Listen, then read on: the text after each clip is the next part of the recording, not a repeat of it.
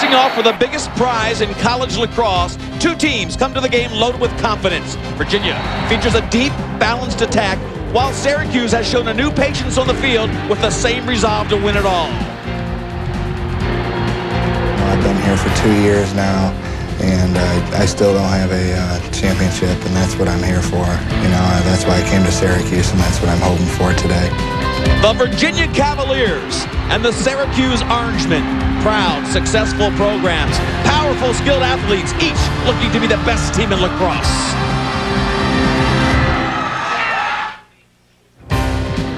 Record crowds expected at College Park, Maryland. Byrd Stadium, the site, the NCAA Men's Lacrosse Championships for Division I. Today, these fans will be treated to a great offense as the Syracuse Orangemen take on the Virginia Cavaliers. Hello, everyone. I'm Leif Elsmo, and I'm with some of the greatest lacrosse fans in the world. These are the Syracuse faithful. Syracuse fans very used to being at this tournament. 17 straight times this great program has come to this championship series, and this time they do it with unusual flair. We know about the offensive stars. We've talked about Kotaya and Powell.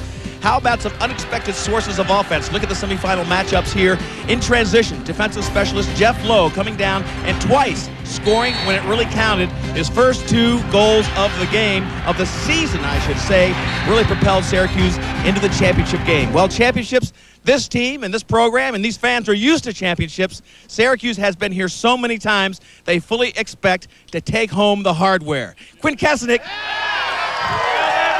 My buddy Quinn Kesenick is with the Virginia fans right now. Leif, these fans are absolutely fired up. Virginia in the championship for the first time since 1996. They last won in 1972. These fans will be rooting extremely hard today. A beautiful day for lacrosse. We've got Tucker Radeba on attack for Virginia, 41 goals and 30 assists. The senior, a leader on and off the field. He can beat you in so many different ways. But the story, Connor Gill in the semifinals exploded for 5 first-quarter goals, including 3 in a row, as Virginia controlled the faceoffs and converted their shots. Quint, this game produces dream matchups up and down the field. Give us a Nike face-to-face to focus on. The marquee matchup is the Battle of the Ryans. We've got Ryan Powell, the talented attackman for Syracuse, so number 22, going against Ryan Curtis, a real tough, tenacious defender for the Virginia Cavaliers. A great matchup. 2 of the best players at their positions. It's going to be an exciting game. We'll be back with the opening face-off in just a minute. Hey, who's going to win this game?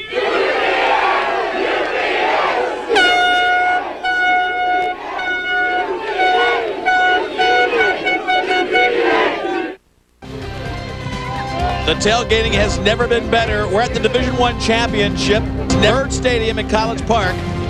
They are cooking outside, and it's heating up inside as the crowd files in to see a dramatic matchup. Virginia taking on Syracuse. Leif Elsmo along with Quint Kesenick, and this field looks hot and sweaty. It is. 89 degrees. We're going to top 90 today on the field. I guarantee you it's 95 plus. Sunny and hot all day. Very small breeze. Quint, that has been a factor over the championship weekend, the heat on the field. It has. Both these teams have deep midfield lines. Virginia will play 28 players today. They'll run 12 different midfielders into the game. The heat, I'd say, gives an advantage to the Cavaliers.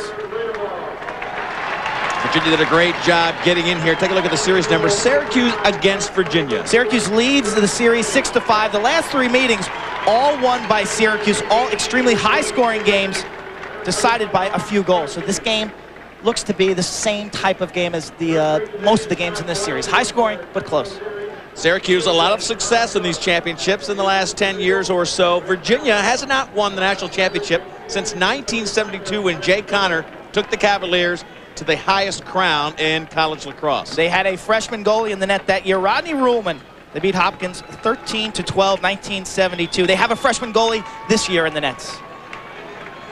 Cavaliers coming out, getting set with Virginia. Now we'll take a look at the freshman goalie and the nets for Virginia. Derek Kenny playing the game of his career on Saturday against Johns Hopkins with 18 saves and only 11 goals against. In the quarterfinals against Delaware, he made 13 saves. So he is getting better and better as his freshman season has matured. This team played Syracuse in the first game of the season. It was a 14-12 game. Kenny was very raw then, very green. He's really matured throughout the year. Tough spot to put a young goalie, and of course on the other end, you've got a sophomore in Mulligan. So two young guys, Quint, and as an ex-goalkeeper from Hopkins, you've been at this field winning the championship for Hopkins. You know how intense it gets. Here's Mulligan. As a sophomore, that 1 year makes a big difference. He loves the spotlight that the championship game will present. And he is really the centerpiece of their defense from a vocal standpoint. You'll see him barking to his defense all day. He loves this excitement. Face-off's critical. Virginia has been dominant throughout the year. It'll be Jason Denneker, 25, and David Jenkins for Virginia to take the first draw of the game. Syracuse wants to get the wing play intensified, and they do get good wing support. It's Powell coming up, but no, blocked down by Virginia. Nobody coming up, no slash call. Here comes the Syracuse Orangemen. That was a very tough battle for the very first possession, and they throw it away. So many times on the face-off, we focus on the draw men, but today I believe the wing play, guys like Matt Alexander, Devin Ackerman coming in off the wings, they will be very important. With two great face-off specialists, they could nullify one another. Syracuse will be wearing the orange jerseys, UVA the white jerseys, and the orange pants. So a lot of similar colors out there, but the Syracuse Orangemen, orange up top.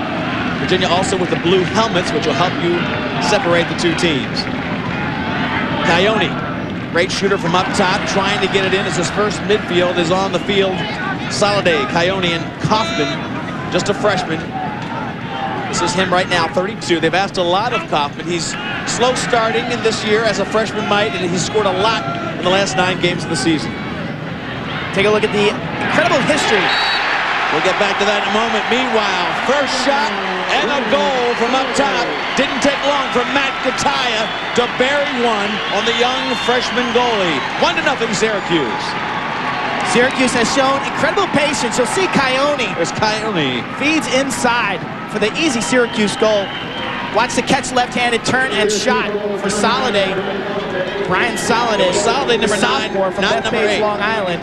That's a look at Matt Kataya. We'll be talking about him a little later, but Brian Soliday on that goal. Beautiful pass by Coyote, who has really improved his game this season. He's great in between the lines, but offensively, he has been a major threat. So Soliday gets the first goal. Number 9, not number 8. Believe me, it's very tough to tell with the thin Syracuse letters. Ball checked out by Lowe, who's been sensational. Jeff Lowe playing that defensive midfield, but Virginia gets back their first possession of the game. So important for Syracuse to get to the freshman goalie, Derek Kenny, early, and they have with their first shot. Connor Gill, this is the guy who really put Hopkins out of the tournament single-handedly. And he is marked by Bill St. George, a freshman. 2 freshmen going head-to-head. Check behind as Connor Gill got in, but Billy St. George takes the ball away from him. Push call, it'll stay with Virginia. St. George does an intelligent job here, forcing to the inside, and Josh Rule, big Josh Rule, 6'5", 250 pounds. He's going to try to send a message to Connor Gill. Hey, you may get by Billy St. George, but I'm going to come over and crush you. Meanwhile, Hanley Holcomb, this has been a really effective midfield, the second midfield line. Oki, Baruch, and Holcomb for Virginia. Big shot and a goal to tie it at 1. This line has been producing all season long, and they put Virginia on the map. 1-1 the score. Henry Oki, his 13th goal of the season. Dodging right-handed. Virginia has so many great athletes at the midfield. Watch it here, just a little stutter step, fakes to his left, shifts back to his right, and beats the left-hander Mulligan. Notice Mulligan's stick is on his left side. He's a lefty, and watch the accuracy. Oki puts it to the far side. A beautiful shot. Oki, one of the 3 players on this team that played in the '96 championship game. Syracuse almost missing that. Denneker comes back to get possession, so Syracuse gets the second of the 3 face-offs. Definitely a concern for them because Virginia has won 75% of the face-offs in the playoffs. The Orangemen 7-2 when they score first. They were on the board first here today, but Quint, in the playoffs, they have come from behind in every game they played. Quarterfinals, they trailed the #1 ranked Loyola Greyhounds 4-1 early and rallied. And then last Saturday, they did the same against Georgetown. Dom Starch, your 7th year at Virginia. Tremendous job building this program, came from Brown. This is John Desko, who worked, he's been here about 20 years. 20 years, 19 years as an assistant under Roy Simmons Jr., who stepped down last season. This is his 20th year on the sideline for the Syracuse Orange. So Virginia now has their first line on there, led by Jay Jalbert, who started things off in the semifinal with an electrifying shot against Carcaterra. This is Tucker Radeball, getting a lot of lumber up top. as he takes a shot wide. The Cavaliers, 72 rather, that long ago for their NCAA championship, 23rd tournament appearance, 6th championship game. Avenged 2 of the 3 losses this season. And the thing for them, Quint, the last few times they've been here is overtime losses. They have lost in overtime. 4 straight times in the national finals they have lost in OT. Here comes Syracuse. Matt Alexander running down, feeding off 2 passes, can't get it past Curtis. Great job by Curtis to cut down Liam Banks' feed. They had a fast break, Quint. It was going to be trouble, but Curtis cut down the angle. Ryan Curtis, the son of Mike Curtis, former linebacker with the Baltimore Colts. Great passing off the pipe. Kenny was beat on the far side, but Virginia gets it back with a pipe save. Score still 1-1. Tucker Radeball gets it back to Drew McKnight, and now they'll settle down. Connor Gill, he scored there the other day in the semis, and this time lunges in. He's so fluid, Connor Gill is. And Quint, as big as he is, he really hides the stick well. And if you're talking about confidence, how much more confidence could you have coming off a 5-goal effort in the biggest game of your career as a freshman? He has the green light to go to the cage. That's what makes that attack unit so diversified. This man right here, Tucker Radeball, the quarterback. But then you have Connor Gill and a veteran player like Drew McKnight. They fit each other so well. Great balance and depth on the Virginia Cavaliers. Syracuse usually a running gun. This is Jay Jalbert, who is really the focal point on the midfield. 6'2", very strong, very confident player. Look at the 3 defensive players swarming Jalbert. He still comes out with possession. Moving the ball once, wide open inside. Leahy rips it low. He's got the goal, 2-1 Virginia.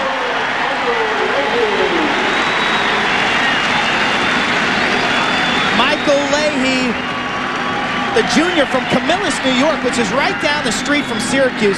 Gilbert comes up with the ball, gets it down low to Leahy, and he does the rest himself, shooting through a massive body. Sometimes that ball is awful difficult to pick up. Watch him, little change of direction, swings left-handed and fires the ball, kicks over the stick of Robbie Mulligan. Virginia's up 2-1. Gilbert came up with that loose ball after Siglia made the great check. Watch the wingmen on this faceoff coming from top and bottom. They have been instrumental in these early possessions. Deneker there making the big checks on Hard. Jason Hard, number 30, spelling Jenkins. This is his first attempt at a faceoff. Faceoff's tied now, 2-2, as we are into the middle of the first quarter. Virginia now taking control off those powerful control faceoffs. Virginia's best defense is their offense. They are holding teams on average to less than 30 shots a game on their freshman goalie. In the game against Hopkins, they went on a tremendous run in that first quarter. Mulligan has yet to make a save in this game. 2 shots, and that last goal, I've got to re-mention Jay Jalbert. He beat 3 defensemen to get the possession to give Leahy the shot. Mulligan has been a slow starter in games this season. Look at Virginia, really forechecking, and they get the ball back. They've got some numbers, fast break, but Hopkins in the game in the semis experienced the same thing that Syracuse is experiencing now. They slow down, get into the crease. Virginia checked by Syracuse. Virginia's got their second attack in the game. Jamie Leachman, David Bruce, and Mark Murphy, a senior, takes Starsia. I have to give him a lot of credit. He takes the first attack out, gets this veteran group a run right here, and they cause the turnover. They're fresh players. They'll use tons of different bodies today. A lot of running. They really feel the heat will be a factor. Starsia using that deep depth. Normally he doesn't put this unit in this early, Quint. Usually it's at the end of the first quarter. They've been pretty much of a predictable substitution throughout the year. Very effective, though. And this throws a little wrinkle at Syracuse with fresh legs early on. Virginia putting a lot of time on the clock. Great way to protect a freshman goalie, keeping the attack going. Holcomb comes in, left-handed shot, and he's got a goal. Holcomb makes it a 3-1 game, just like they did in the semifinals. Virginia off to a quick run. Let's see how far Desco lets this go before calling a timeout. 3 unassisted goals by Virginia, and all by midfielders. They have speed, they have quickness, and their shooting accuracy in the second half of the season has been just a world of precision. Watch the shot here. Little change of direction, bears in. The defense isn't bad, but Mulligan just too close for Hanley Holcomb. Watch the ISO on the goalie. Mulligan just handcuffed by that low shot. So 3 unassisted goals by the Virginia midfielders as they are penetrating down the middle of the field. They're all unassisted. All 3 goals unassisted as they drive to the net. Connor Gill had the far corner and just went wide. He just was gliding in front of the defense, had the open shot against St. George. Mulligan is being absolutely riddled with shots. Semifinal, Syracuse 12-1 versus Georgetown. Goals on the run. UVA 8-1 at the start of their game. And face-offs, really the fuel for those runs. When you control the ball in lacrosse, it's make it, take it. Tucker Rainaball, the leader on the offensive end of the field. Again, all 3 goals unassisted for Virginia, which is a little bit of a switch for them. When they move the ball so beautifully throughout the year, they are right now just challenging Syracuse. Ball in close, and another shot and another goal. Virginia with a very similar run that they did in the semifinals against Hopkins. Let's see if Desco tries to stop this freight train of offense. 4-1 they lead. Drew McKnight, 24th goal this season. The veteran, just watch him go through the Syracuse defense right there. Stick checks. You've got to take the body. Much like hockey, player skates to the middle of the ice. You've got to put him down. Take the body. Drew McKnight, too smart. UVA, Virginia, too good in the one-on-one situation. Let's anticipate what Syracuse did against a very similar start with Georgetown. They went to a zone defense. I would not be surprised if Syracuse drops back into a zone to take away those one-on-one moves. Right now, though, they get a face-off and they try to put some pressure on the young Derek Kenny. Liam Banks, number 3, on the attack, substituting early for Devin D'Arcangelo. Coyote, the big gun out in the midfield. 19 goals, 20 assists on the season, 65 shots. He can take a lot of shots. This is Kataya, 43 goals on the year. Weissleiter really working him and extending his defensive checks out to the back line. Up top, a lot of room up front for a shot, and a nice stick check again by Virginia. Virginia has really protected Kenny well. They have not let the shots get through to him on 2 or 3 occasions. So many times this season, shooters have missed the cage against that man right there, Derek Kenny. Opponents only put 55% of their shots on the goal. Jason Hard brings the ball down now, gets the offensive end, almost throws it past Connor Gill, still loose, at line, it is out. Mishandled for the moment, St. George putting big pressure on him, but it was the bad pass by Jason Hard that gives it back to a riddled Robbie Mulligan. Coming into this game, we thought that there would be a tremendous disparity in the goaltenders. Mulligan, the veteran, the smooth goalie, and Kenny, the rookie. But right now, Mulligan is the one with his back against the ropes. And primarily because of the defensive lack of support. He's getting a lot of shots in him on the one-on-one. Again, we can almost predict that you'll see Syracuse go into a zone. Is that an offsides? Offsides call on the clearing play. Very basic mistake. Quinn, it wasn't even a fast break. So a mental mistake gives the ball back to the Cavaliers. They lead 4-1. We are early in this game. Division I championship on ESPN. Syracuse, I mentioned to you before the game, they looked a little flat in warm-ups, where Virginia, I thought, had a little more pop to their step. Chris Cordisco, Syracuse midfielder, said they were tired after the game last Saturday, which kind of surprised me. In this case, you think the emotion would take over and the players wouldn't tell you that they were tired, but they admitted being a little fatigued. A lot of time left in this one, though, as Abrams brings the ball up. Siglia made the first check to bring it down, and don't forget, we'll make it a statement again. Syracuse has been down in every game they played. This is the lowest seed ever to make it to the championship. 8th seed, and they were down to Princeton, down to Loyola, and down to Georgetown. They are now down to Virginia for the championship.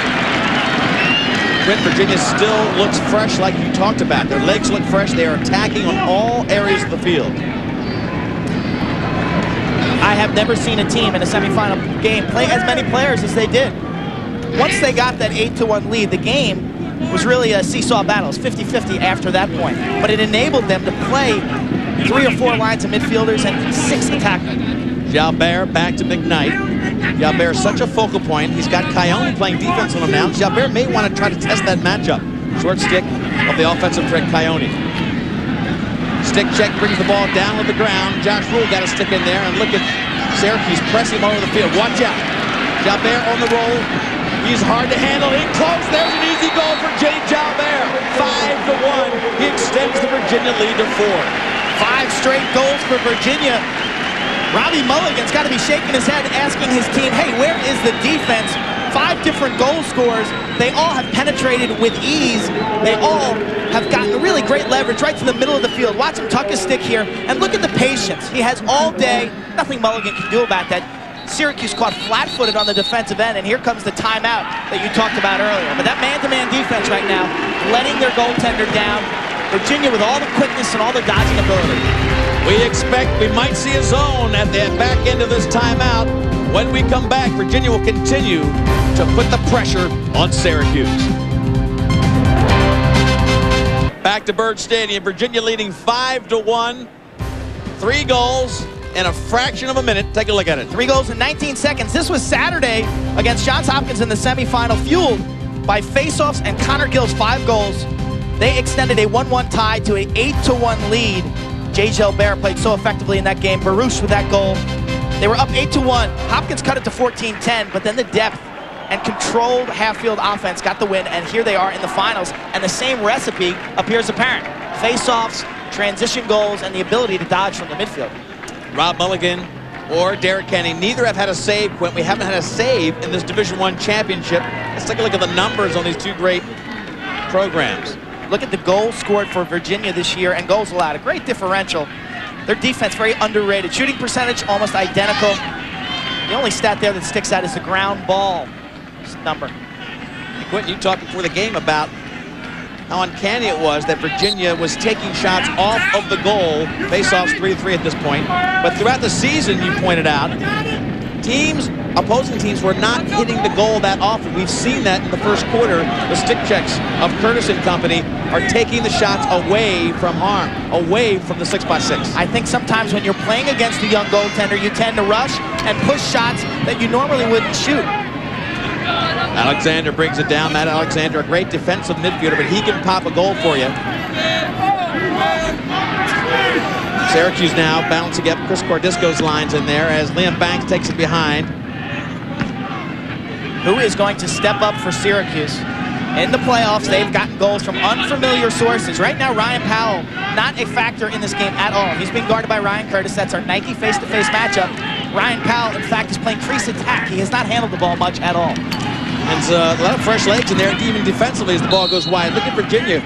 Quint, they're playing John Harvey on close D. They're also playing Doug Worthen. Our face-to-face matchup is right in front of you. Our Nike face-to-face, the two Ryans, Powell and Curtis. Kataya bringing the ball around.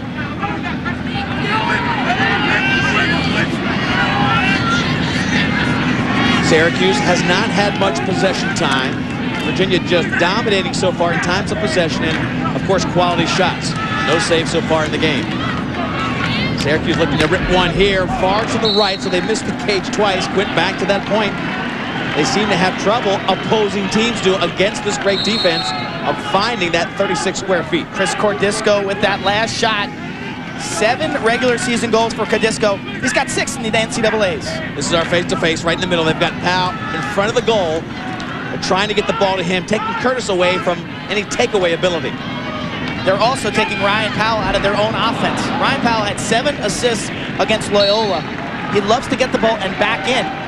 You take him out of that offense, and some of these other players, I think, their production might suffer as well. He's really the go-between. Timeout called by Virginia.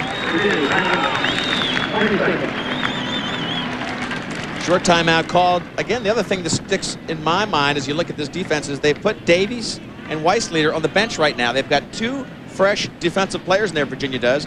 John Harvey, Doug Worthen, potentially to spare them some of that fourth quarter action.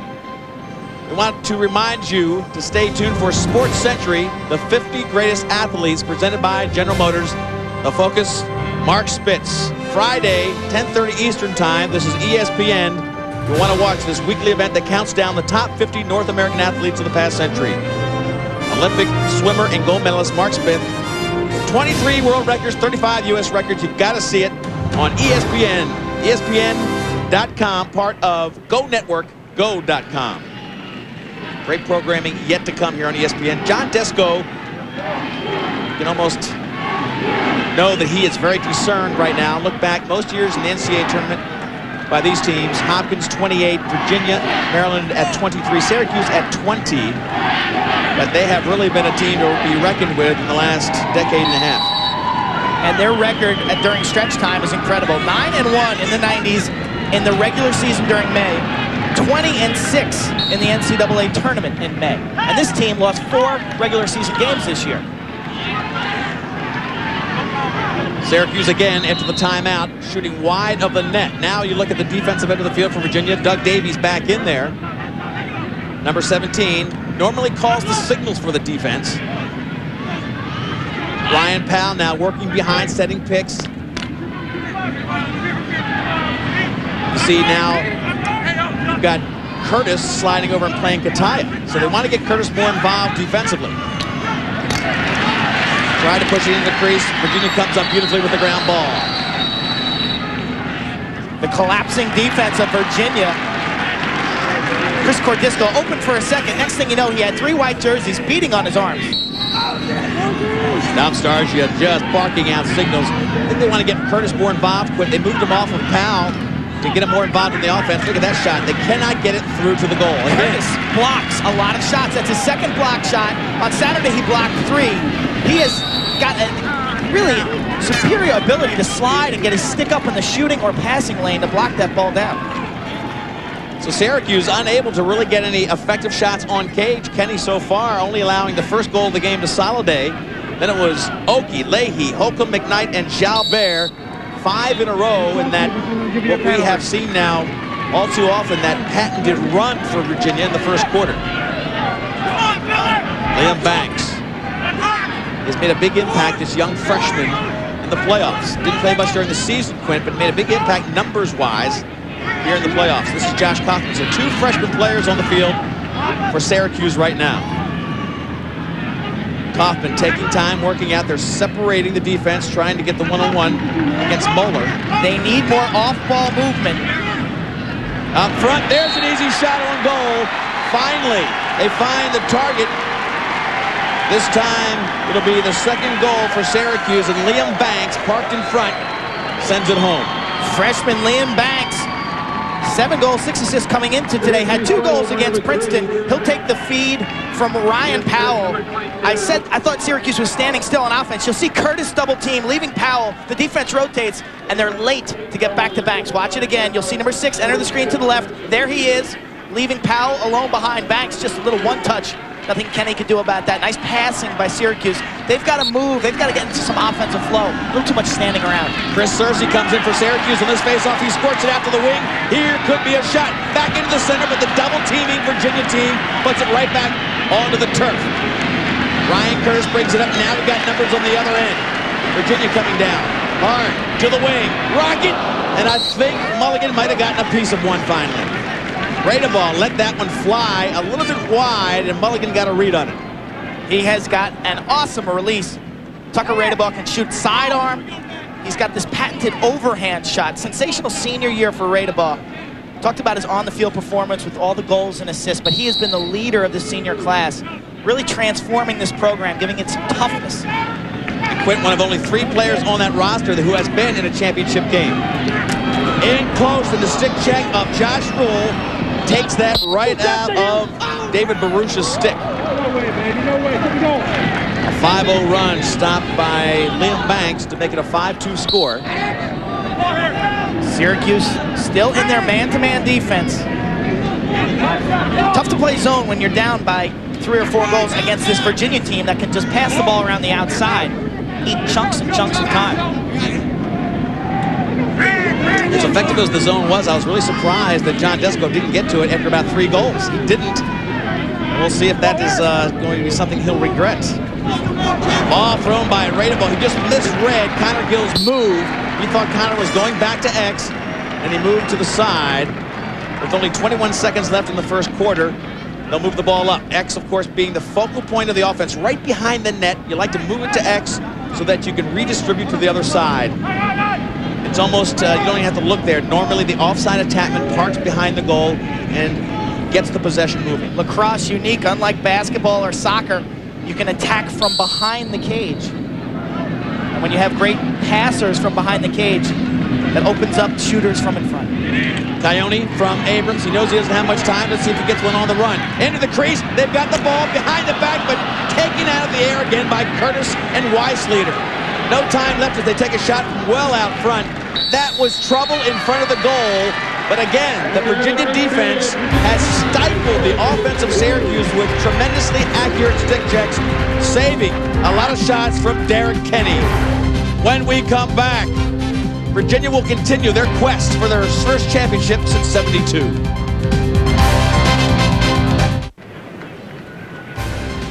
College Park, Maryland, Bird Stadium. Record crowds have been established here for the NCAA Men's Lacrosse Championship, and today maybe another one. The crowd is in here enjoying two of the most electrifying offenses in college lacrosse today. Lee Felsmo, Quinn Kesnick, 5-2 right now. Virginia leads as we head into the second quarter. The defense for Virginia blocking shots. Ryan Curtis getting that loose ball. They have blocked 4 or 5 shots, protecting their freshman goalie, Derek Kenny. They've been sensational. Syracuse only scoring Brian Soliday and Liam Banks, both from very close range. Jason Hart for Virginia takes the first face-off of the second quarter, along with Jason Denneker. Wing play has been critical for Syracuse as they get Hart on the ground. They can't get possession and tied up at the last moment. What is the foul call there? Push. Joe Siglia, the junior from Yorktown, going to be flagged for a push with possession. Siglia shut down Josh Sims of Princeton, the first round Like an game. exciting play on the sideline. But Siglia, you could hear him directing his disdain towards the official. So with a 5-2 lead, Virginia will get the first extra man play of the game. And their extra man is something to be feared. They are dangerous. You don't know. Pick your poison, really. Gilbert can crank it up from the outside. Tucker Radebaugh, 16, so effective on the left wing. But then the other players will burn you. They got skills, and it's so difficult to play defense against this group. Rob Mulligan hasn't been really comfortable yet. He'll be tested here. He's got to get his feet on the ground. He allowed 5 goals before he even got his stick on any shot. And now Virginia is going to get one at him. Jalbert out front to Connor Gill. Connor Gill will now go through the offense. Decoy move. Jalbert up to the right-handed shot, wide open. Holcomb. Low shot and just sizzled under Mulligan, who looks flat-footed and tired. His second goal of the game. Robbie Mulligan, who was so energized quick when he's on, just seemed to watch that one just blaze under his legs to the left. Hanley Holcomb is not the biggest player on the field, but his shot is an absolute laser, and he does catch the goaltender, Robbie Mulligan, really not ready for this. Most of the time on extra man, you're trying to work for the 8 to 10 yard shot. This time it's from 15 yards. Just a low cannon. Watch Mulligan. Let's see if he's ready for this, and let's see his reaction. Oh, he's just upset right there. He's not feeling it right now. This is a very emotional player, a talkative leader. My fault, he said. My fault. He put his hand to his chest. He's just flat right now. Here's a guy who plays with the emotion you talked about. Needs to get pumped up. Virginia commanding the face-off again, this time from the wing. They'll put pressure on this time. Mulligan coming out and burying the wing. He'll get a penalty for that.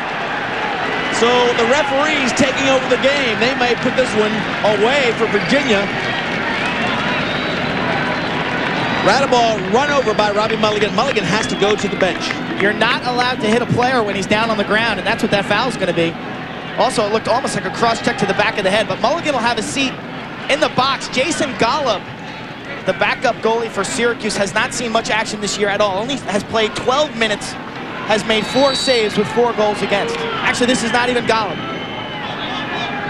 Bob Russ, the sophomore from West Jenny, who was hurt earlier in the year. I watched Golub play. This is Bob Rust. He has only played 3 minutes this season. 0 saves, 2 goals against.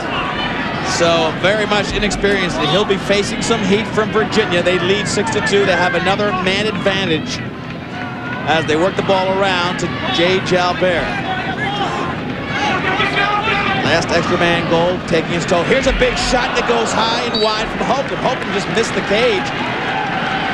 Gave the goalie a little bit of a reprieve. They'll have more time as they work from behind, and Connor Gill way up top, and Connor Gill throws away to Holcomb. Here comes Liam Banks.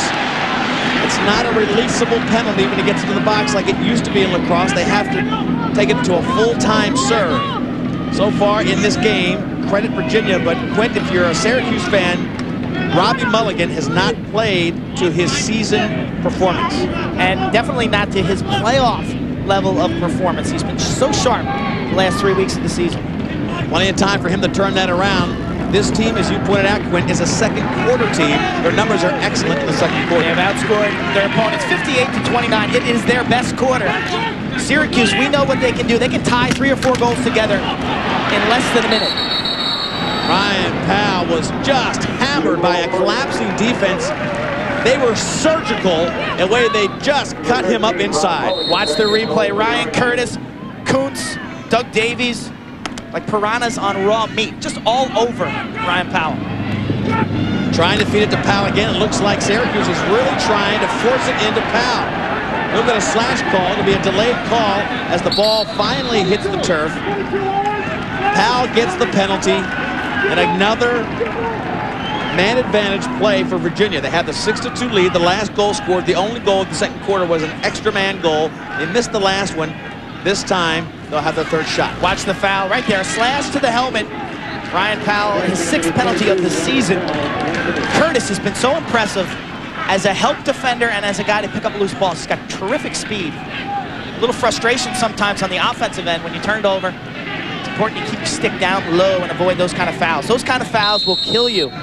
Slashes in your own offensive end. Saw the graphic, no man advantage opportunities for Syracuse. 1 for 2 for the Cavaliers. They had a fresh goalie in there last time. Did not get a shot on Cage. Kind of threw it away. This will be their 3rd attempt.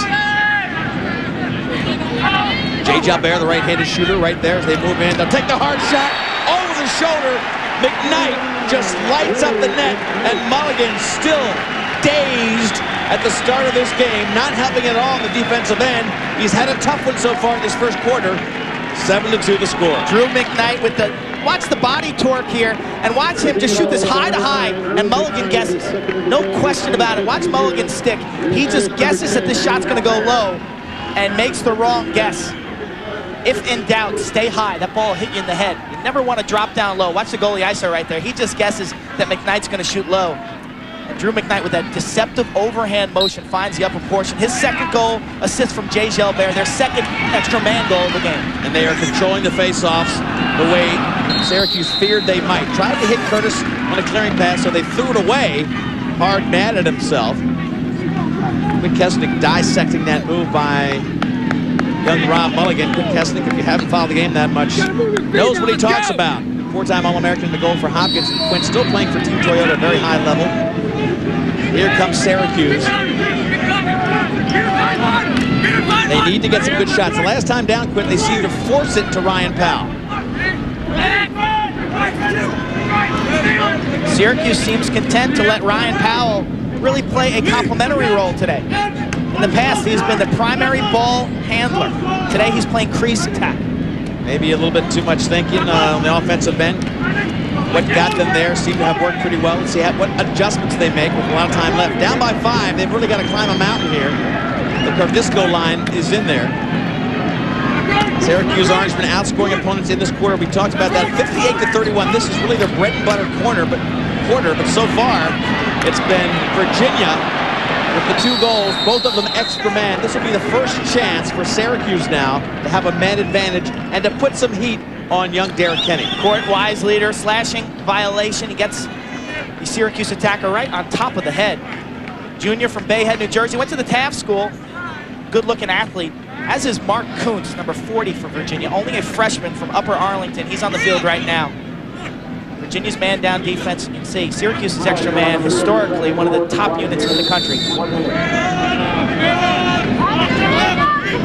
So Syracuse now tries to get something going. They haven't had too many shots on goal. And this will be a chance right there. Didn't move it at all. Extra man, you normally move the ball around a little bit. And for some reason, Coyote thought he had a big opening up top. Was very anxious to put one on Cage. Virginia shutting off Ryan Powell behind the cage with Brendan Moeller. They are choosing to play 5 Syracuse attackers with 4 defenders in a box. And their defense, again, aggressively puts the ball back. As Syracuse seems to think or walk around as if they have the 5-goal lead. They look very nonchalant. A lot of time left as Kaufman comes around to look for an opening. They have to work at 5-on-4 because of the shutoff player. Timeout called by Desko. He's going to try to solve the tactics that Dom Starsia has done so well using here in this game. Shutting off Powell, taking him out. When we come back, Syracuse will try to dent the nets, get back in this game. They're down by 5. Tremendous weather greeting all the fans that have come to see the Division I championship at College Park, Maryland. 7-2, Virginia leading throughout. John Desko, the coach of Syracuse, just called a timeout because Dom Starsia And the Virginia folks have really not only outplayed so far, but kind of outfoxed them in a couple ways. They are cutting off some of the players on their extra man. Dom Starsia now changing some of his people, but still cutting off Ryan Powell, making Syracuse go 5-on-4 on those extra man. Now they switch out of it. So they showed it initially. Now they're back to a regular defensive alignment. Now they moved over to cut off Kataya. So again, they switched. They showed a cutoff of Powell, and then they came over and cut off Kataya. A very intelligent move by Virginia's defense. Remember, Kataya and Powell have combined for 40% of Syracuse's goal this season. And they've confused them enough to take away the advantage. Backdoor shot, and Kenny makes a nice block. So it took them a lot of time to figure it out as the ball's still loose. And by the time they did, the man advantage had expired. Great job by the Cavaliers coaching staff. Kenny does a terrific job sliding across the 6-foot-wide goal, maintaining his position. If there's anything he does well, it is positioning. He has been hit by a ton of shots in this NCAA tournament. Connor Gill now controlling the ball behind against St. George. Hot, sunny day, as you can tell, and this surface a little bit slick. Virginia trying to move in and blow open this game. And a big hit by Syracuse will give the ball back to them. Just practice kicking it with your foot. Syracuse has got to pick up the momentum on the defensive end of the field, and I think that'll get their transition game going. Josh Rule, player we haven't talked about, Marshall Abrams, who's had such a spectacular season. These guys have to get out, start generating some transition, make some takeaways and some big checks. That's their signature. A little bit spent from their semifinal game just 2 days ago. Virginia using a lot of players early so that they have a lot of legs left in the fourth quarter. They've got a lead to work on too. Coyote, that first beauty for Syracuse. Soliday, Coyote, Kaufman. Trying to get to the wing, and look at the big check by Curtis. Very active as he comes out and just put the ball back. Loose ball though, and beautiful save on the far side. Cutting it down was Mark Kuntz. Mark Kuntz is a future star in this game. As I talked about earlier, from Upper Arlington in Ohio, a real lacrosse hotbed in that state. Virginia wrapping, and there'll be a hold check against Tucker Radeball. He came across and kind of held up the player. Hold call, 30 seconds. It'll give Syracuse a chance to try to solve the extra man. Watch the holding violation. Nice hit by J. Gilbert. He gets a help from Radeball. Watch this one-handed little hold right there with possession. Radeball saying, no, I didn't hold him.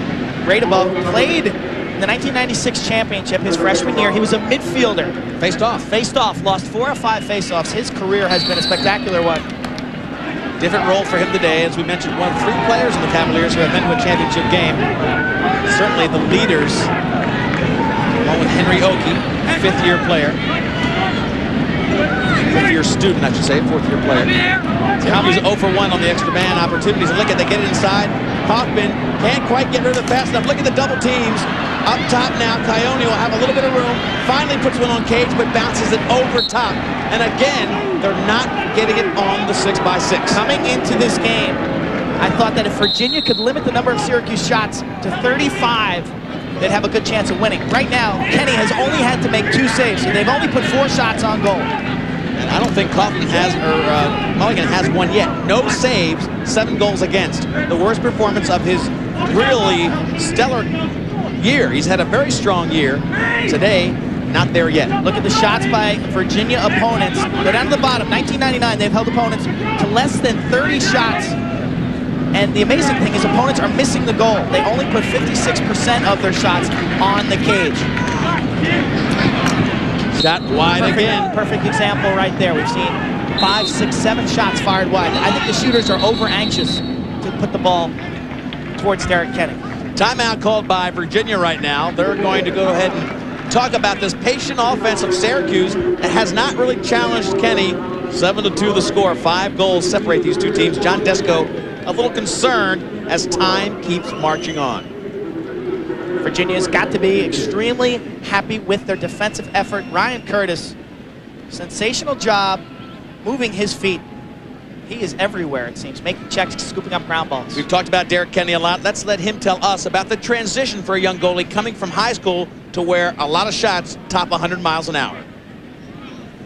My form has probably changed, always being in a ready position, because high school you could make some athletic saves being in the wrong spot at the wrong time. That's because the balls are going probably about 40 miles less an hour than they are going now. I think today's goalies have to be in the right position at the right time with I think the best form. I think that's what I've been mainly working on the whole season. That and composure. Well, he's been great today. Look at this last shot right there. Just blocks it. You really have to find the net around him. He will take that shot in the face mask, in the chest, and sometimes even get a stick on it. He has shown an uncommon resilience coming back from some poor efforts early in the season, playing his best lacrosse late. Very poised, calm, doesn't talk much. He admitted not talking much to his teammates. He doesn't want his teammates to read his emotions. John Desko, after the Virginia timeout, gives him a chance to get the attack sort of regrouped. Kevin Donahue, an ex-great player from the Syracuse program, really directing the attack into the field. As you look at young Derek Kenny, we just heard him talk about his thoughts. Quint, that's pretty heady, though. His thoughts, he just doesn't feel he's ready to talk that much, be that vocal, and he just kind of, if he has any insecurities, he hides them beautifully. He stands up tall, and he has learned every game this season. Virginia has really mixed up their defense as well. Let's see what they do here as Coyote brings it around, trying to get a shot, and can't get it through the stick checks of Virginia. Some things aren't changing. If you look at the Virginia defense, one thing that's been effective is Ryan Curtis, whoever he is covering, he's really stepped up to become a help man. He'll leave the player open behind the cage and slide for the quick double team. Shots on goal. Look, Syracuse, that's shots at the goal, not on the goal, because they haven't hit it too many times. 17-14. Wheeling around, and again, cannot get a shot into Kenny. Ball still loose, could be trouble, but Virginia has 4 men on it, and Syracuse already dropping back in the hole. They look fatigued. They look a little more tired than the deep Virginia squad. Connor Gill with a lot of room, gliding up top against St. George. Look for some patience here. Virginia will substitute some fresh midfield. They need to give their defense a rest. Over the past 5 minutes, they've been shorthanded and then had to play about 2 minutes of defense. So they need a rest defensively. Look for some patience. Holcomb against the young Kaufman up top. He likes this matchup. Let's see if he tries to go one-on-one. They spread the attack. Takes it back to Connor Gill. Drew McKnight and over to Tucker Radeball. Virginia with a lot of touches. Holcomb gets the ball faked out of his stick and down on the turf. Good hustle by Syracuse as Siglia, the long stick defender, and a little bit of help, brings the ball up. Matt Alexander, the short stick defender, gets it down to the attack zone. Liam Banks now. Syracuse will have to figure out how to get shots off around the sliding stick checks of Virginia. Effective defense for Syracuse by Kaufman, who was an attackman in high school up in Carthage, New York. His brother Jason, a star for so many years at Salisbury State in Division III ranks. Syracuse trying to get a shot on goal. This one finds the mark and gets behind Kenny. Nice hard shot from up top. And finally, Syracuse gets goal number 3. This time, Timmy Burns. It's Timmy Burns, the 6'2", 180-pounder out of Baldwin, New York. He had 2 goals against Georgetown. His first of the day, cuts into the Virginia lead. Watch it. You'll see Kenny get a piece of this. Little stutter step, left to right move. Kenny gets a leg on it, not the stick. Again, this angle will be a little better. Watch it, left to right, switches hands, fires on the run. Kenny's there. He thinks he has it. It's disappointing when you see those. When the ball hits you, it trickles into the goal. So frustrating. One of the few shots they've gotten on the 6x6, and of course it counts for goal number 3. Syracuse had the face-off, dropped the ball as they looked for a fast break. Weislater tracking it to the sidelines. Good hustle by Weislater up to Jay Jalbert. He's pinned on the sideline. The big, strong mini goes through 3 players. It's still in a stick. Dom Starsier calling for a foul, doesn't get it. Abrams coming down, trying to push the unsettled. No call as the crowd gives you their version of what they think about that play. A lot of stick checks over there, but the referee was right there, nothing called. I think the referee had turned his head. Jalbert, absolutely hog-tied by Alexander, taken down to the turf, either a trip, hold, or push with possession. Well, an offsides penalty was called. It looked like Syracuse was back. They argued that call, but Virginia very quickly put the ball back in play. Gonna have 4 players in the defensive end, 3 in the offensive end at all times. He decided that midfield strike. Jay Jalbert, strong and confident. Out to Tucker Radeball. This time Josh Rule goes out on him. There hasn't been great consistency with the matchups of Syracuse. Jalbert comes in. Finally, Mulligan puts his body on that one. Big save by Rob Mulligan, the first of the game for him. Josh Rule, 6'5", up to Marshall Abrams, who played long stick midi, now playing close defense. Abrams can push it. Gets it off to the wing. A little bit of a room here as they get behind. Ryan Powell. Curtis trying to just strip him of the ball, and a real low percentage feed to the middle would have been dramatic, but it didn't find anybody except the defense of Virginia. That is where Ryan Powell is so comfortable. He likes to post up and bear in with his strong frame. But Ryan Curtis just too fast and too strong. He'll not let you sit there. He will just throw a bevy of checks.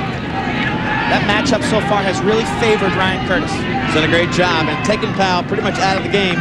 The leading point accumulator for the Syracuse Orangemen, 37 goals, 44 assists coming into this game.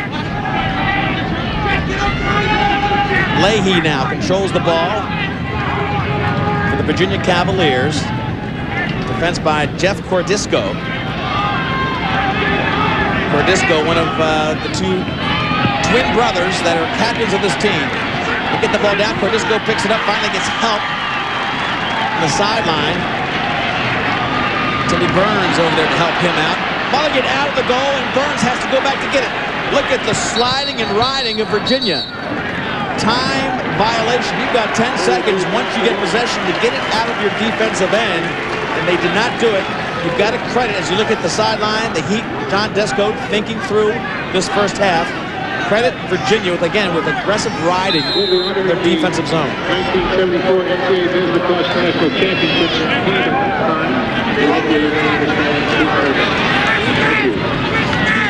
Cavaliers pushing in. Radeball tried to get it into the crease. Trying to find the stick of Josh Bradstreet. Cavaliers again looking in close. Connor Gill gets a big defensive check. Still has the ability to come up with the ball. Give it to Leahy, who finishes it behind Mulligan. The Cavaliers and Connor Gill, who really beefed up about 20 pounds as a freshman with strength, bulk, and muscle, just bounced off the defensive check. It's obvious that Syracuse thinks that if they can try to manhandle Connor Gill, it'll affect his game. Watch him here, take the check, turn, pivot, and find Leahy. A perfect pass right to the stick, and Leahy scores his second goal. Virginia shooting the ball so effectively. Their percentage must be about 80% right now. Watch it again. Connor Gill, one of the highest recruited players out of the St. Paul School in Baltimore, finding Leahy, who did not look very open. The reaction shot by Gill. 5 goals in the semifinals, and today, it's his first assist. And is that bizarre? Syracuse comes up with the face-off and forces it into Mulligan, who was covered on his defensive end to try to get the clear. Now they're talking, Mulligan's protesting, saying it clicked off the stick of the Virginia defense, but what a risky pass that was, Quint. Virginia all over the Syracuse Orangemen. Mulligan hasn't been comfortable all game long. He has got to bear down, make a play, and then generate some momentum from that point. You must forget about the goals you've let in. Think ahead. It's the next play that counts, the next shot. I think it'll help them a little bit if the offense starts getting some shots on this end. Virginia has done a great job of just controlling this end of the field. Curtis and company as Coyote comes in. Look at that, trying to feed it tight into the crease. Nothing there for Soliday. Bataya, one of their best shooters, works around to the right-hand shot. Double team, handcuffed around the neck. That'll be an extra man play. Bataya did a great job of drawing the double, maintaining possession, and drawing the foul. I think Kataya has got to become more of a ball handler as this game evolves, because if Curtis is going to win the Powell matchup, well, Kataya is the 1-2 punch. That's a foul on Ryan Curtis. Watch the hold up around the head, a hooking play, almost like similar to hockey. But that's got him for a slash, actually. 30 seconds, excuse me, a hold. Very important that Syracuse gets some pressure on the Virginia goal here. David Jenkins has gone back to cut off Powell. They've switched between Powell and Kataya. Again, Virginia making Syracuse go 5-on-4, taking Powell out of the game. 5-on-4, and there's a pretty weak shot from up top. Coyote just giving the young Kenny plenty of time to read that shot, and Kenny looking strong in that save. No deception on that shot. He dropped his stick low for the worm burner, and the ball stayed low. Very easy for the goalie to anticipate that shot. Kenny getting confidence with every save. No effective shooting on that end of the field, thanks to the great defense. Not only the individual defense, but the strategies employed by Dom Starsia. Big shot, and now it's Syracuse getting their sticks on it. Mulligan picks up possession, looks for the outlet. Virginia really riding hard. Abrams able to come down with a big outlet pass. Team's at even strength as Abrams comes in. Jenkins working hard. 20 seconds left in this half. Half owned by Virginia, and they throw it out of bounds. Syracuse has really mishandled the ball time and time again. John Desko just beside himself trying to figure out how to beat the tough defense of the Cavaliers. Ogie drops it to the ground. 6 seconds left. He'll keep it there. Holding the ball for play. It gives him 4 seconds left. Look for Syracuse to try to screen Derek Kenny and take the 35-yard shot here. Pushing into the crease, far side of the shot. Oh, great tie-up. No shot allowed because Doug Davies just tied up the Syracuse wing attackman.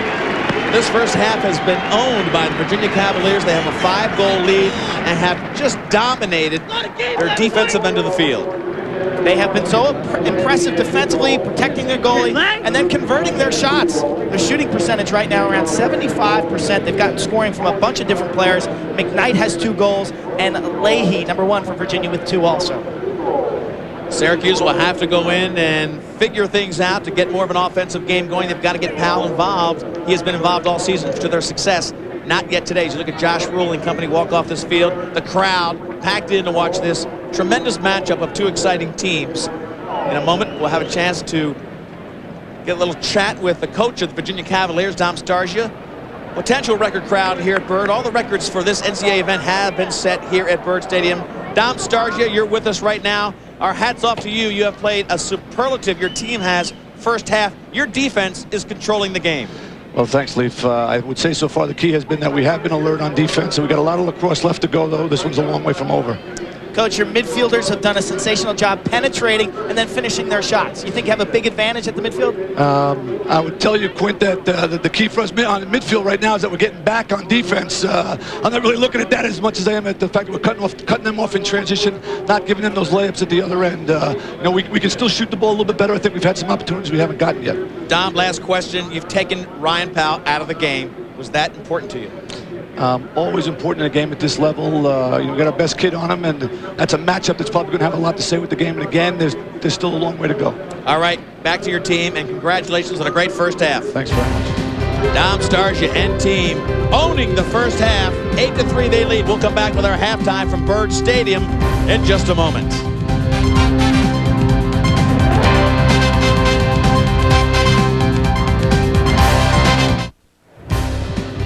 Welcome back to Byrd Stadium, the halftime of our Division I championship for college lacrosse. Quint, we know about the Syracuse Orangemen and their dominance over the last decade, but in the 90s, they shared the spotlight with a great program in Princeton.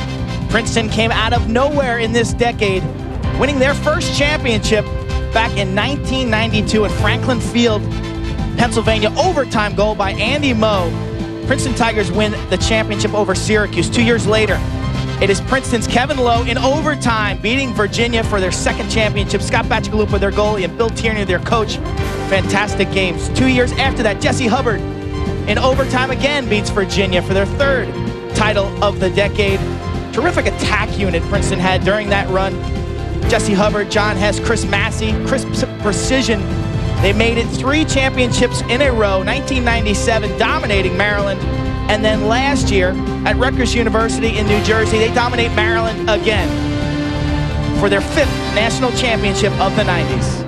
They rebuilt this year, gave Syracuse all they could handle. Let's take a look at some of the superlative individual players. This is the first team All-Americas for this year. John Grant Jr. from Delaware, Greg McCavra from Georgetown. Two players you're watching today, Tucker Radebaugh and Ryan Powell. In the midfield, Mark Fry for Loyola, sensational player. A.J. Hogan can light it up from anywhere. Jay Jalbert, you're watching him play today. Josh Sims from Princeton in the midfield. At the defensive end of the field, Ryan Curtis, stud defender for Virginia. Robbie Dewar from Johns Hopkins, and Steve Card, physical player from Duke. And Q in the goal, Mickey Jarbo was acrobatic and very athletic. He is first-team All-America from Navy. Also in this weekend, Quint, we can't not talk about the Division II championship. This was played yesterday. Anthony Saccone scored 3 goals, and Adelphi defeated their Long Island rivals CW Post 11-8. That was yesterday. Brian Tower had a big game, 2 goals and an assist as Adelphi went on a 6-1 run in the opening 6 minutes of the fourth quarter. They took an 11-5 lead and coasted from there. Our congratulations to Adelphi. We'll be back with more of our halftime right here from College Park as championship weekend continues from Byrd Stadium.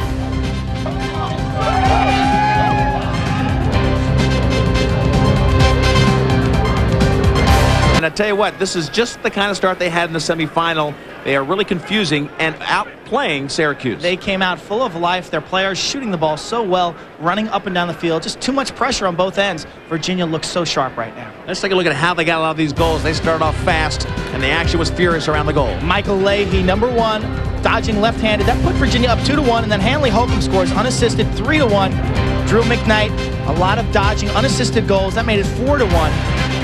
And then watch Connor Gill on this assist. He takes the check, finds Leahy for Leahy's second goal, 8-3 at that point. And on the defensive end, they've been spectacular. Swarming Syracuse's attackers, Ryan Curtis with a ton of ground balls, and Kenny has not been tested very often, but he has made enough saves to keep Virginia alive for their championship. Liam Banks with a goal for Syracuse, and then Timmy Burns scored to cut the lead. It's a 5-goal differential right now, fueled by the Virginia defense. Derek Kenny, their freshman, has not really had to do much. Memorial Day celebrating great lacrosse here at Byrd Stadium. When we come back, we'll see if Syracuse can solve the great attack scheme of Virginia.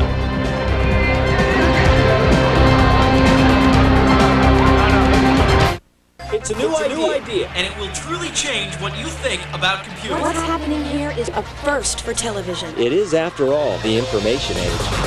Introducing ZDTV, the television network devoted to computing and the internet. We'll show you what's news, what's next, and what it takes to get the most out of your computer.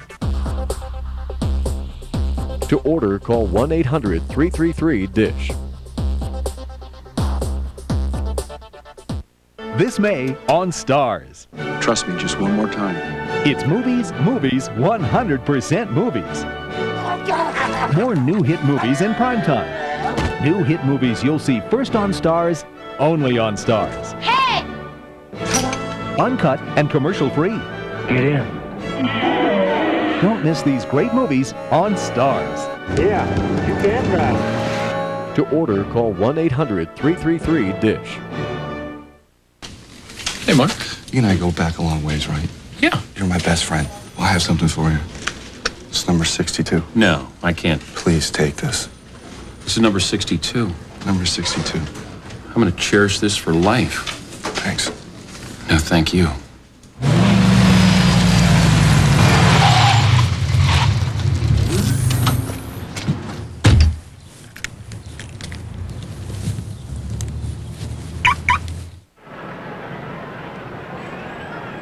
Virginia with a 5-goal lead here at College Park. We are outside of Byrd Stadium looking into a massive crowd celebrating great lacrosse. There they are. Take a look at this site, making a lot of records. We know how successful this tournament has been here at Maryland. Future sites for the NCAA tournament. Next year they'll come back to Maryland and then go 2 years to Rutgers, which has also proven to be very successful as a meeting point for the great fans of lacrosse. What has been so enjoyable is the convergence of all the different divisions. Division I, obviously, Saturday and Monday, but the Division II and III championships, always so exciting to watch those athletes in the different divisions compete. So the fans are getting set for these two teams coming back. Syracuse has a lot to bank on for comebacks. They've done it so many times. Let's look back at a Syracuse success story from our flashback.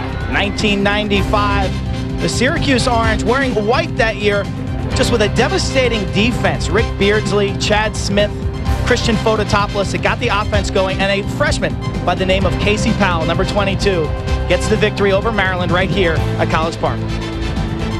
And the SU faithful, the Syracuse fans, not giving up yet as their team is down right now to Virginia. When we come back, we'll get set for our second half action from Bird.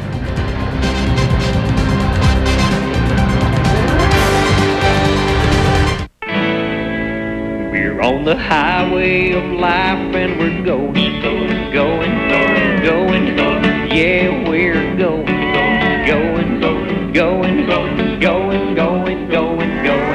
That new Love's diaper now with triple layer protection to help stop leaks sponsors this traffic report. Well, get ready for delays. Really, really long delays. Hey, live and learn and then get Love's. Those new ones. Hertz Freedom rates for AAA members, only $26.99 a day in the U.S. Guys, come and see my castle. With the freedom to pick up and drop off anytime. Just keep it over a Saturday night. Hertz will provide the great rates. What castle? The rest is up to you. Hertz Freedom rates for AAA members, only $26.99 a day in the U.S. With the freedom to pick up and drop off anytime. Just keep it over a Saturday night. Hertz will provide the great rates. The rest is up to you. Call it a bonanza, an extravaganza. It's how you save on tires. Now at Pep Boys, all 35,000-mile tires are 4 for only $99, and all 70,000-mile tires 4 for $169. Pep Boys. Cars like us. People love us. Twist it, turn it, any way you want it, anywhere you want it to go. Goes where you want it. Move it up high, baby, you can move it down low. Stays where you put it. The flexible shower massage from Teledyne Waterpick. You want something packed and shipped the right way? 3 words: mail, boxes, etc. We do this every day. We're the professionals. You've got to use the right stuff. We can be your company's packing and shipping department. Have something fragile to pack and ship? No problem. I'll take care of it. This should be double boxed. Say you want to ship a grandfather clock. Make one phone call to me and it's handled. Big or small, we ship it all. Mailboxes, etc. We're making business easier. We're making life easier. Back at Bird Stadium, 8-3 the score. Our pleasure to talk to John Desko, who I'm sure had a pretty intense halftime talk. John? Yeah, Keith, we needed to take a little better care of the ball and eliminate some of our turnovers in the first half, and we had to generate better shots. Seems like every time we took a shot, it was hitting a defenseman's stick or, hitting something in the way, and we needed to generate some better shots against this goalie. Coach, how do you get Ryan Powell more involved in the offense? Well, we're trying to. Ryan got hurt the other day, and we're using him right now to absorb Curtis a little bit, and he's doing the best he can, but he's got some back problems. All right, John Desko, thank you very much, and we wish you luck in the second half as we look at the Syracuse Orange trying to regroup against a real complete effort by the Virginia Cavaliers. Really put it all together in the first half, 8-3, methodically just getting out in front with the same kind of fast action offense they applied in their semifinal game. Quint, this weekend, not only being Memorial Day, we are saying goodbye to a great friend in the game of lacrosse. Doyle Smith is saying goodbye to lacrosse fans after 30 years of helping not only the Virginia program, but everybody associated with this sport promote, keep track of the stats, promote the game of lacrosse at Virginia. And he has been here as long as this tournament has been here. He's been named Man of the Year twice by the USILA. Received the service award so many times. Back in the 70s when lacrosse didn't get as much publicity, Doyle was the guy who got this sport going. A great ambassador for the sport of lacrosse. We thank Doyle Smith, wish him well, and hope to see him in the future. Jason Hart comes down, works it back to Connor Gill. Virginia picking up right where they left off. Look at that move by Connor Gill. Up in front, but finally a big save by Mulligan. Whoa, Tucker Radeball had it in front. Connor Gill just shifted the defense of St. George right out of his shoes, and a pumping fist by Mulligan gives him his first save. That could provide dividends to the defensive end. They outscored Georgetown University 6-0 in the third quarter. Let's see if they can do that again. Mulligan needed that big save. He is fueled on emotion. Kataya, the big shooter, gets the defense on the ground, looks for help, doesn't have anybody. Powell came to help him. He had a moment there to really put some pressure on Kenny, didn't take advantage. Off the big save on the other end, Syracuse looking to open this second half with a score. Kaufman inside, Liam Banks working to the left hand, but the defensive checks of Virginia again put the ball on the turf. Here comes Curtis. Curtis has been a vacuum cleaner in the defensive end. The swarming Virginia defense, too much for Liam Banks on that possession. Interesting that Syracuse has kept Ryan Powell's sore back a secret, and he's really been used as a decoy. So expect Matt Kataya for Syracuse to carry the ball more in the second half. Connor Gill again behind the goal. Boy, he fake out Bill St. George the last time down. He had a wide open feed up front to Tucker Rada ball. It was a big save by Mulligan to keep it out of the goal. Here goes Rada ball again. Working in an isolation. The left-handed shot, just locking up. Josh Rule keeping him out from any potential shot. Exceptional position by big Josh Rule. Alexander playing defense on Jalbert. Double team on Jalbert. He beats two players, takes the shot wide. Jalbert is so impossible to stop by one player. Two players find a hard time too. First half numbers, Quint. That stat that jumps out at you, Syracuse only 1 save and 8 goals against. Robbie Mulligan struggling. The man advantage, Virginia capitalizing. 2 for 3. While Syracuse was 0 for 3. And Quint Mulligan has doubled his saves already in the first minute and a half of the second half. He's got 2. Can the offense get clicking? Coyote comes in. Great position by Kenny. Doesn't give him a shot. Now up top. Big fake by Syracuse, but the ball again put down on the turf. Curtis just chopping wood, and they've hurt the Syracuse player with a great legal check. Syracuse has Alexander down on the turf. This is their best defensive midi. He can play both ends of the field. Alexander, the senior, out of West Jenny. Left knee seems to be the focal point. Maybe just a wind. 8-3 the score. 5 goals separate. And in the first 2 minutes of this half, Quint, it's been the saves of Mulligan that have caught everybody's eye. Watch the replay. You'll see Alexander twisting towards the cage. The sliding defense comes. Ryan Curtis has been all over the field today. Curtis looks like he kneed him in the back there as he was running over him. Matt Alexander last summer played for the Iroquois national team in the World Games, but I think that's just a bruise to the back. Curtis has been everywhere. His fitness level, incredible. His intensity, as we talked about earlier, son of Mike Curtis, Mad Dog Curtis. That's another look at Alexander. I want to remind you of great programming on ESPN Arena Football. The Orlando Predators versus the Albany Firebirds, Monday, June 7th at the Pepsi Arena from Albany, New York. Merle Hodge, Mike Gleason bring you the 50-yard indoor war. 19 games on ESPN and ESPN2, including the playoffs, June 7th. And you can see it on ESPN2, this matchup in Arena Football. ESPN.com, part of the Go Network, go.com. So a great start on the defensive end for Syracuse. They seem to have found their goalie again, Quinn, as you look at Dom Starsia. Now they've got to figure out how to get some shots on Kenny. You know, it's amazing coming into this game. You think that the goalie disparity is going to weigh in the favor of Syracuse, when in fact in the first half it was Kenny who outplayed Mulligan. But Mulligan seems to have found his footing now in the second half. Jeff Cordisco and brother Chris with Burns on the second line. Hard shot about 6 feet to the right of the goal. That wasn't even close. Ryan Powell takes the ball behind with Curtis matching up on him. Powell, 30 minutes to go in this war for the championship. Let's see if he can make an impact. He's open in front, gives it off to the wing. I thought he had a great shot there. He didn't take it.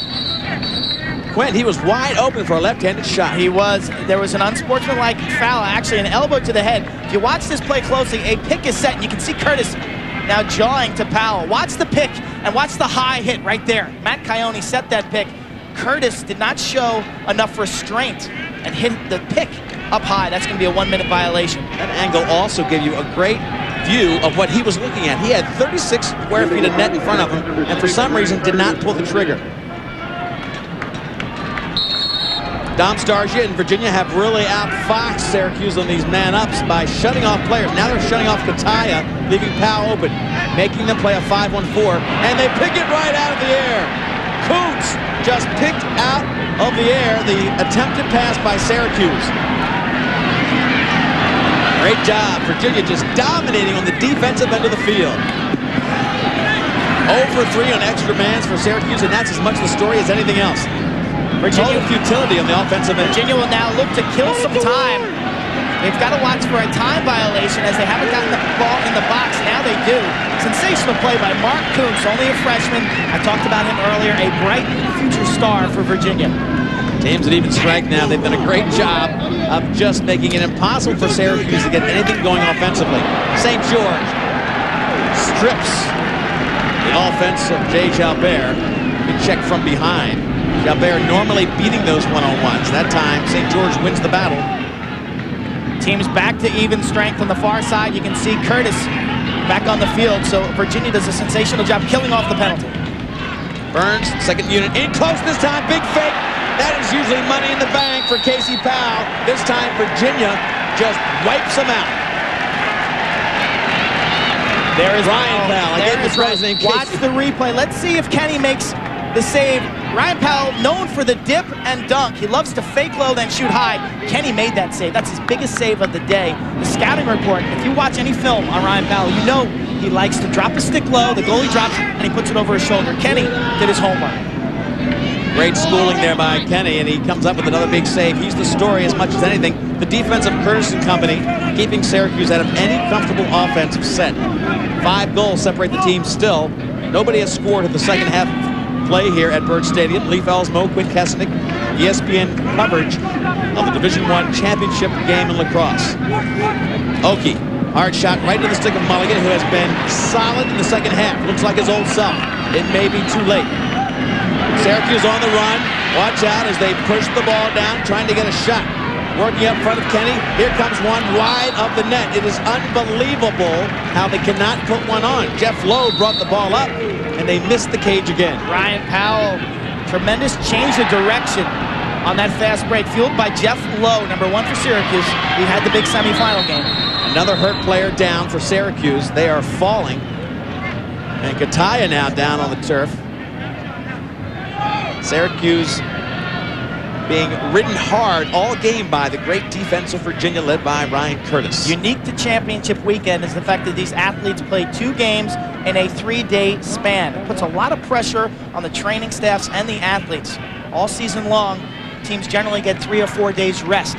This is unique. A little bit concerned by John Desko, and you might know why, with Ryan Powell hurt, not 100%, and Kataya, considered by many to be the best shooter on the attack. If he goes down, this team will be very thin the rest of the way. Kataya, 7 goals, 3 assists. His biggest game of the year was against Rutgers. The prior regular season meeting between these 2 teams, he had 2 goals, 2 assists. 43 goals, 35 assists on the season. Takes 108 shots on the season, so he can really put pressure on you. We'll come back and see what happens to this attack unit of Syracuse. Kataya right now on the ground. Virginia still in control with that 8-3 lead.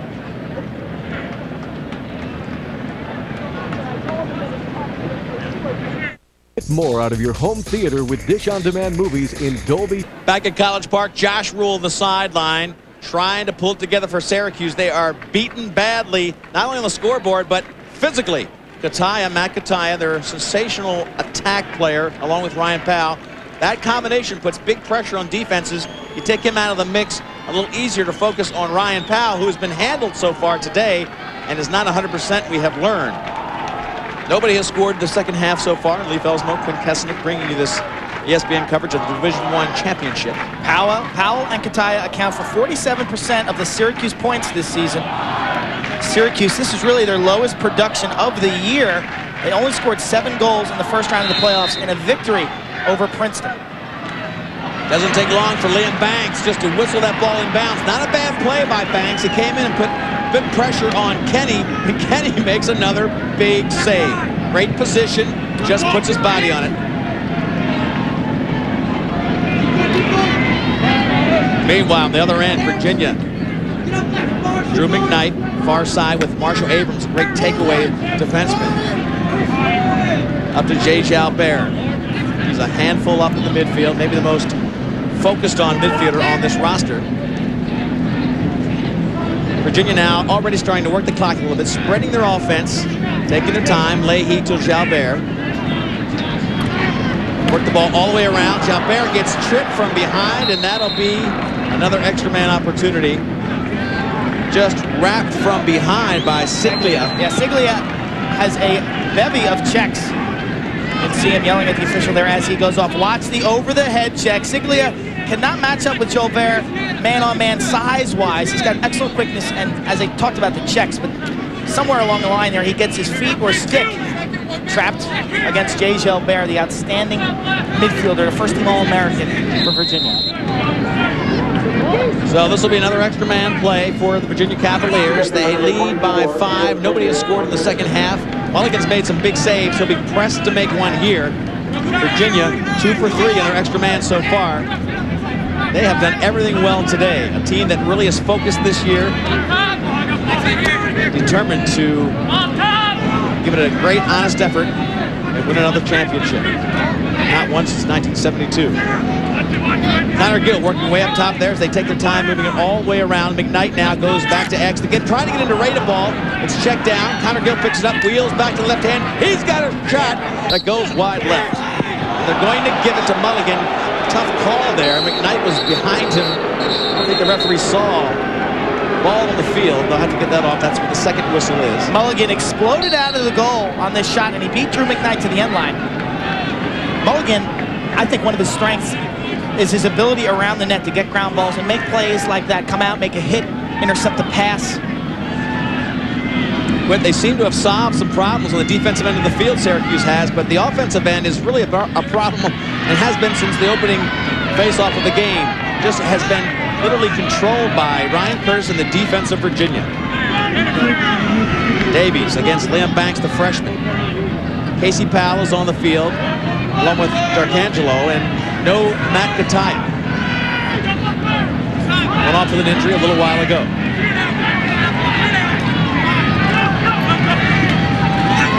Soliday driving in, looking for help, gets the double team, and still maintains possession.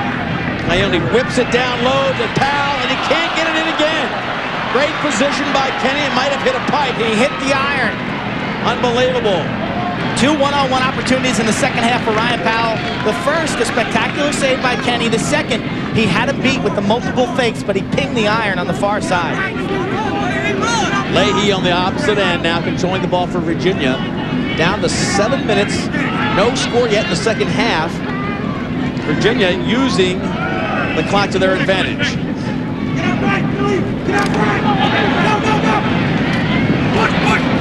Shot in close, left-hander with a finishing shot from the far side. Tucker Radeball buries goal number 9. And a 6-goal mountain in front of Syracuse. Tucker Radeball's first goal of the game. The senior has had an outstanding career. Watch Gill with the assist. Radeball catches, switch hands, straight overhand. Didn't have much angle there. You can watch Mulligan yank that one out of the back of the net. Again, catching the ball in traffic, protecting his stick from Marshall Abrams, and somehow finding sufficient angle to sneak that by Mulligan. Left-handed goalie left a little bit of space along the pipe. Tucker Radeball found it. One of the hardest working players in Division I lacrosse. Radeball, his off-season training is insane. He'll run 5 miles, live for 2 hours, do a kickboxing class. He is a tireless worker. Again, the face-off controlled by Virginia. Stripped at the last moment, down close, and here comes St. George. Matt Kataya back on the field for the Syracuse Orangemen, and a big check from behind takes it out of St. George's stick. It'll be numbers for Virginia. They've got a fast break going. And now Syracuse hustles back in, and they push back the potential fast break of Mark Murphy. The second attack unit into the game halfway through this third quarter. David Bruce off to the wing to Jalbert. Can't quite pick it up cleanly, but look at that easy backup. That's going to be an offsides. Got to be offsides, and they make the call. The near referee had to ask for help. And he got it. Burns from the midfield. 2 hurt attackmen. Kataya's on the field, and Quint, he's limping noticeably. Yeah, he's got his ankle wrapped. He's on the far side right now. He is limping. Ryan Powell's got the back injury. Who is going to step up for Syracuse? Ryan Powell looks a little more active. Comes in again with that right-handed shot, and Kenny again, with a great confident look in his eye, makes another save. Talk about a team effort. You can see Kataya limping noticeably right there. His right ankle taped up. A team effort for Virginia, playing nearly all of their dressable players. They've got 30 guys in uniform today. we have seen numbers. It has paid huge dividends. Ryan Powell against Curtis, driving for the right-handed shot. He's been working this side. Here comes the double. Powell looks for help, can't find anybody. Backside to Kataya, but he's not mobile enough to get that ball. Finally chases it down. Playing with pain, right ankle injured. Now looking a little bit more comfortable. Gets double teamed easily on the far side. Virginia making it impossible for them to get any kind of clean shot. Kenny making the saves when he has to. Wise leader with a devastating slide there. Took the body so effectively before any angle was generated by that attackman. Virginia, all the right moves defensively. Sometimes they're not going very quickly, giving the guys the outside shots. Other times, they've slid with the body. Very effective. And only 3 goals on the day. Soliday, Banks, and Burns. No Kataya goals, no Powell goals. Could be the first time this year that these guys are shut out. Virginia working behind. This is the second unit. David Bruce against Josh Rule. They'll be very active. They'll try to burn up not only time on the clock, but a little bit of energy on the defense. But this unit can score, Quinn. They've been effective. Hanley Holcomb has 2 goals. 27 for Virginia. Battled back from severe knee surgery. Bruce, right-handed shot picked out of the air by Mulligan. Mulligan has done everything asked of him in this half, but Syracuse has yet to solve the offensive side of the field. Virginia has done a superb job getting back on defense. We have not seen the Orange run in transition. Burns tried to get a shot, and somehow Virginia got a stick on that one and took it away from Kenny, who comes well out of the crease. Here comes Kenny, controlling the clear. Dropping it off to the near man. They can't get it to Murphy. Mulligan now out of his crease. He's in trouble. Finally dishes it off to the wing. More transition this time for Syracuse. They've got some numbers to his left. Here will be a shot coming hard, but Kenny, he's on top of his game, and he'll be tough to stop the rest of the way. Fast break for the Cavaliers. Ball trying to get it right back to the midfield. Ball won't roll out of bounds. Very thick carpet. And a hit by Holcomb. They'll call it a push. A lot of hitting in this game. Let's take you a little closer to the action.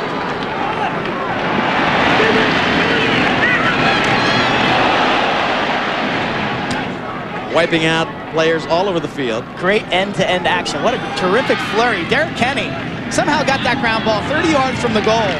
He's been sitting in the net in 90-degree heat, and I think some of the field players generally will tire more than a goalie. He picked a great spot to sprint out and come up with that loose ball. Derek Kenny has been as much the story as anybody else in Virginia. The defense has been spectacular, almost perfect. And Kenny has done everything asked of the young freshman.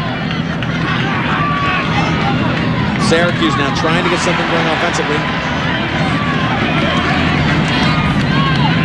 Virginia extending their defense with confidence. Wise leader Coombs, Curtis challenging the orange jerseys. They're getting out and they're playing aggressive defense. Josh Kaufman getting pummeled by 3 defensive players. Push on Virginia. Will stay with Syracuse. Time winding down. Only 1 goal scored by Radeball for Virginia. We're going to have a delay of game penalty against Virginia. Kuntz rolled the ball towards the sideline. We can see underneath us the Syracuse player scooping the ball. That'll be a 30-second delay of game violation. I'll tell you, well, it won't matter if the history has anything to say about it, because their extra man has been pretty futile. They've got to solve that. Dom Starsia doing all the right things as a coach. He's been shutting off players, selecting either Powell or Kataya on these extra man situations. They are 0 for 4 opportunities. This is their 5th.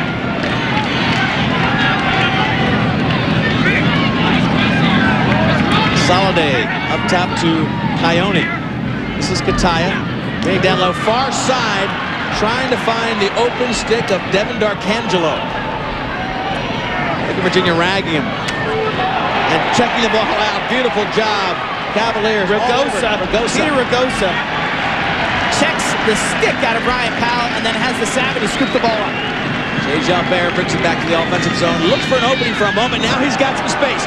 Jalbert loading the right-handed cannon. Off the pipe. That one wide of Mulligan. And St. George has it up the other way. Coyote. Team still unsettled. Coyote might let one go here. Down low. Turn and fire. player. Finally, Syracuse on the board. That was Josh Kaufman, parked on the left-hander side for the 4th goal for Syracuse. They bring it back to within 5. Josh Kaufman from Coyote. Jay Gilbert with terrific, watch the missed shot here. You'll see Jay Gilbert, number 10 for Virginia, with the bounce shot off the iron. Mulligan on it. And Coyote, one of the fastest players in Division I, hustles the ball up the field, finds Kaufman. It's a 5-goal margin. Syracuse finally with something to cheer about on the offensive end of the field. Josh Kaufman, 19 goals this season. Coyote, terrific speed in the midfield. So Syracuse equals the only offense for Virginia this quarter, 1-1 in the 3rd quarter, but they had that 5-goal margin that was built early in the game. Not much time, about a minute left here in quarter number 3. Syracuse with another possession off the face-off. Hard shot there that Kenny puts his body on, and Curtis will be over trying to get possession. He doesn't. Watch out. Unsettled situation for Syracuse up top, and it's the great slide of Virginia to put it back on the ground. Still time for a shot. But it's Jason Hard who comes up with the possession. Jason Hard, number 30, and Jenkins. David Jenkins, number 44, with the ball right now. Not only are they great face-off players, but they're solid on the defensive end. Jenkins made a superb play coming in from the box to intercept that last pass, and then Hard came up with the ground ball. Wasn't a precise offensive set. We haven't seen great precision on the offensive end of the field for Syracuse. Time winding down. Only seconds to go in the 3rd quarter. They might get one more shot. Holcomb looks for one, but Syracuse turns it back. That'll be a slash call. If they keep possession, they won't have possession for the 4th quarter because the ball was on the ground. But they will have a man advantage to start quarter number 4, as if they need any help. Virginia is doing it all, controlling both ends of the field, and they have a 5-goal lead. One more quarter to go with our national championship.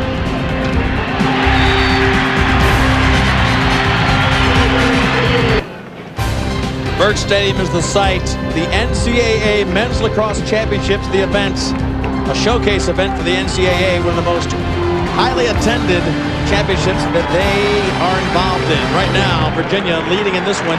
It's Division I Men's Lacrosse at its best, 9-4 the score. Virginia with a 5-goal lead and the extra man. They will start with the ball off to our left. That man, Robbie Mulligan, so spectacular in the second half. But the Orange have lacked offense. Only 1 goal for them in the 3rd quarter. Josh Kaufman from Matt Coyote. Score by quarters, you can see the dominance starts early for Virginia, just like they did in the semifinals. They had those 8 goals in the first half against only 3 for Syracuse. Quite the other thing that really sticks out on the stat sheet, no goals from Kataya, no goals from Powell. 2 for 4 on their opportunities in extra man. This will be their 5th chance at it. Connor Gill behind. Jay Jalbert just locked and loaded up top. Let's see if they can get it to him. There it is. They try to squeeze it to Jalbert, but picked out of the air beautifully by Josh Rule. Jalbert was waiting for that, and Josh Rule picked it up, but lost. Just came out of the stick. Nobody checked him. That ball just came out of the stick and back to Virginia. Josh Rule anticipated that pass. Got his stick up and then ran over Jay Gilbert. And let me tell you, both those players just big and physical. Let's see if Virginia will make them pay for the mistake of dropping the ball once they got it back. McKnight behind to Connor Gill again, the freshman who is playing well above his first year of experience. Holcomb with a big shot from up front, right-handed. Not a great angle, and Mulligan gets a piece of it. Still, though, they have possession, but teams are at even strength. All even right now, so they turn back that attempt. Virginia now with only 15 minutes to go, 1 quarter less than that at this point. A big lead. They want to take some minutes off the clock. Tucker Radeball, the leader on the offensive end of the field. And Alexander, the best defensive short stick player. They double team, it leaves a man wide open, and he finishes it. The double team from Holcomb, and Radeball read it beautifully. Dropped it down to Holcomb, and he buries goal 10. You talk about unselfish play. Radeball liked the matchup against Alexander, number 30 for Syracuse. Alexander, give him credit. He did a great job. But as Radeball bears in here, he finds Holcomb, who makes his 3rd goal of the game, past Mulligan. Watch it again. This is a great angle. You'll see Radeball bearing in. Eventually, Syracuse has to double. They slide, leaving Holcomb alone. The second slide is late. reaction shot. Tucker Radebaugh with the terrific assist to Hanley Holcomb. 3 shots for Holcomb, 3 goals. Tucker Radebaugh got a piece of that face-off, but it was the great aggressive moves of the wing play. They give it back to Syracuse. They've got to have a little bit quicker step on their offensive end because they need a lot of goals. 6 goals to get back into this if they can hold Virginia without a score. 13 minutes left. 10-4 the score. The marquee attack for Syracuse absolutely shut down today by Curtis and company. Syracuse overcame a 7 or 8 goal deficit in the 1983 championship at Rutgers to win their first title ever. Tucker Radebaugh caught playing defense down here. The attackman playing defense on Kaufman. They got him too close to defensive help, and he was stripped. Taken on the clear, though. Syracuse with a big shot, and look at the young kid, Derek Kenny. Just picks it out with great confidence. Ball still loose. This could be a problem. Can they get help? Kataya up to the wing, and he bears it behind. 2 missed clears for Virginia after good defensive checks gives Syracuse a chance to make goal number 5, and they do. They cut the lead to 5 goals. Powell's first goal of the game on an assist from Kataya. Watch the failure to clear. The ball rolls out of the back of the stick of the goaltender, Derek Kenny. Quickly, it's picked up by Kataya, who finds Powell in front. Watch it again. The outlet pass picked off, and then Kenny tries to make the play, and the ball just scoots out of the stick. So Syracuse cuts the lead to 5. If you're Kenny right now, you've got to maintain your composure. Don't let that 1 goal spoil a great afternoon. Because he has been sensational, doing everything they ask of a young kid. A freshman who has gotten better every game. Virginia dominating the faceoffs. They've won, coming into this game, 75% of their faceoffs in the playoff system this year. That is a lot. Jay Jalbert, who has played attack and midfield for Virginia, now inverting behind. 6'2", very strong. Jalbert will put a lot of pressure. Coming for the right hand. Mulligan with an easy save down low. And when you need to take some minutes off the clock, Syracuse gets the ball back fairly quickly. Making it pay on the other end, though, Quinn, has been a struggle for them all day long. With 5 goals, they have yet to tie back-to-back goals together. They have 0 transition goals. Tough to score goals in lacrosse when you're not getting transition opportunities and your extra man isn't converting. Powell driving to the left against Curtis. This is the marquee matchup, the Nike face-to-face. Powell tries to go back into the center. Cardisco all the way up top. One more pass. A shot by Kataya right into the stick of Davies. So a chance for them to keep it alive, and they do for the moment. Ball down again, another unsettled situation. Could be trouble up front. Virginia just whacks it to the side and just gets themselves back in position now. That was another unsettled situation that could have been trouble. Smart play by Davies, bailing Derek Kenny out right there. How many shots has the Virginia defense? Doug Davies, Curtis, Weissleiter, they have blocked a lot of shots. Syracuse moved the ball so effectively on that last possession. It looked like they were going to get an 8-yard shot. That never materialized. Liam Banks up top. This will be a rocket and a roll.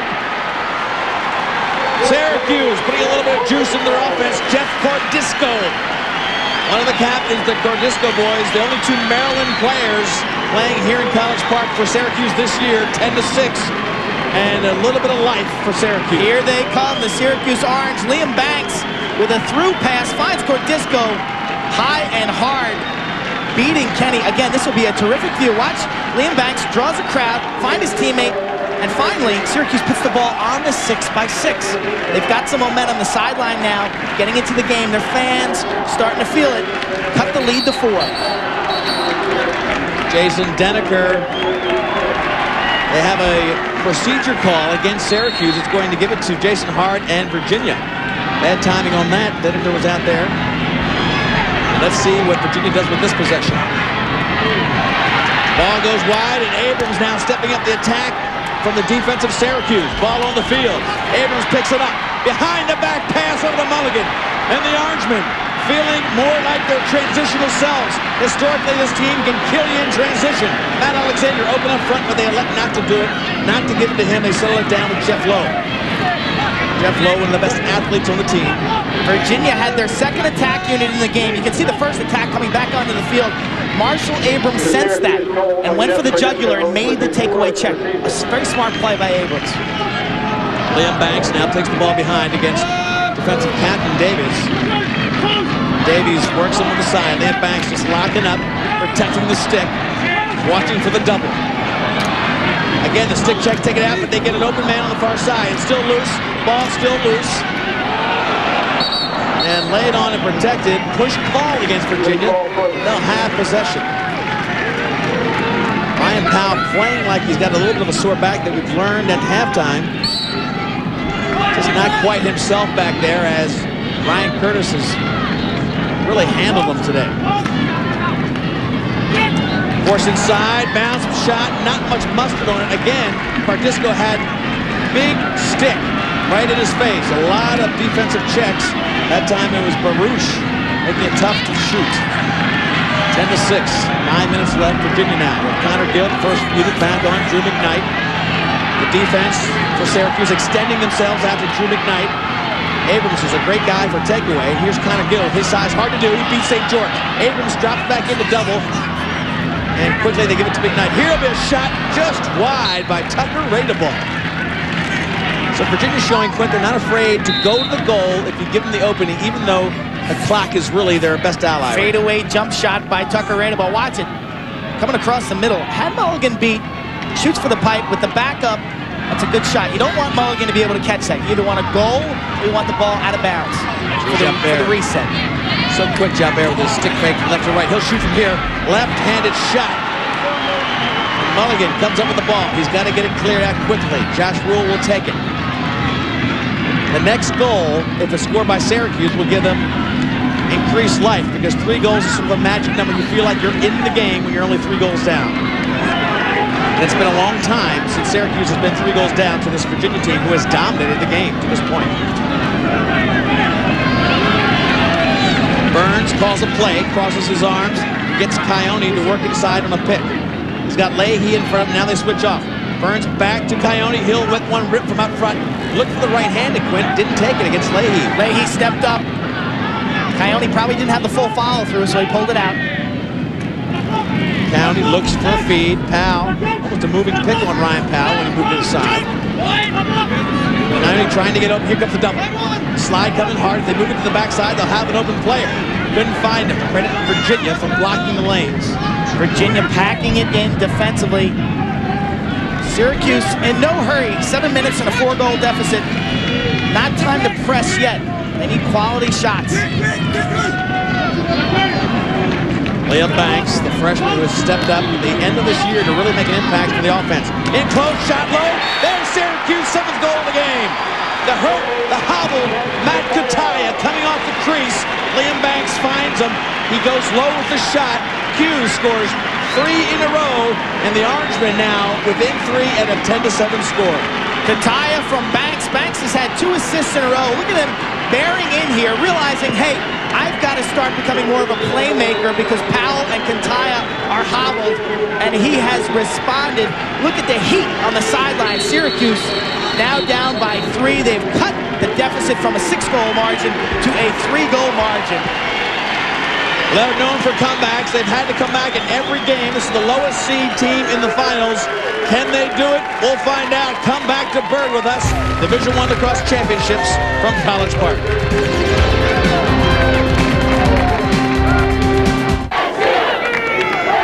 Crowd is getting charged up for the Syracuse Orangemen. 10-7 the score, but it's a 3-goal run for Syracuse that has their crowd charged up because they think back to the semifinals. Saturday against Georgetown, Matt Coyote dominating the 3rd quarter with a patented signature run from Syracuse. They score in bunches. They did against Georgetown, a 6-0 3rd quarter. In fact, they scored 8 straight in that game, flexing their offensive muscles. You can see they look a little charged up on the far side. So that was Kataya, again, scoring those 3 in a row. And his hurt ankle, something that has really hobbled them, but they're moving him around to the crease. Watch the last goal. Liam Banks to Kataya, stepping towards the ball, beating Kenny from close range. Virginia's defense all day has done a superb job inside.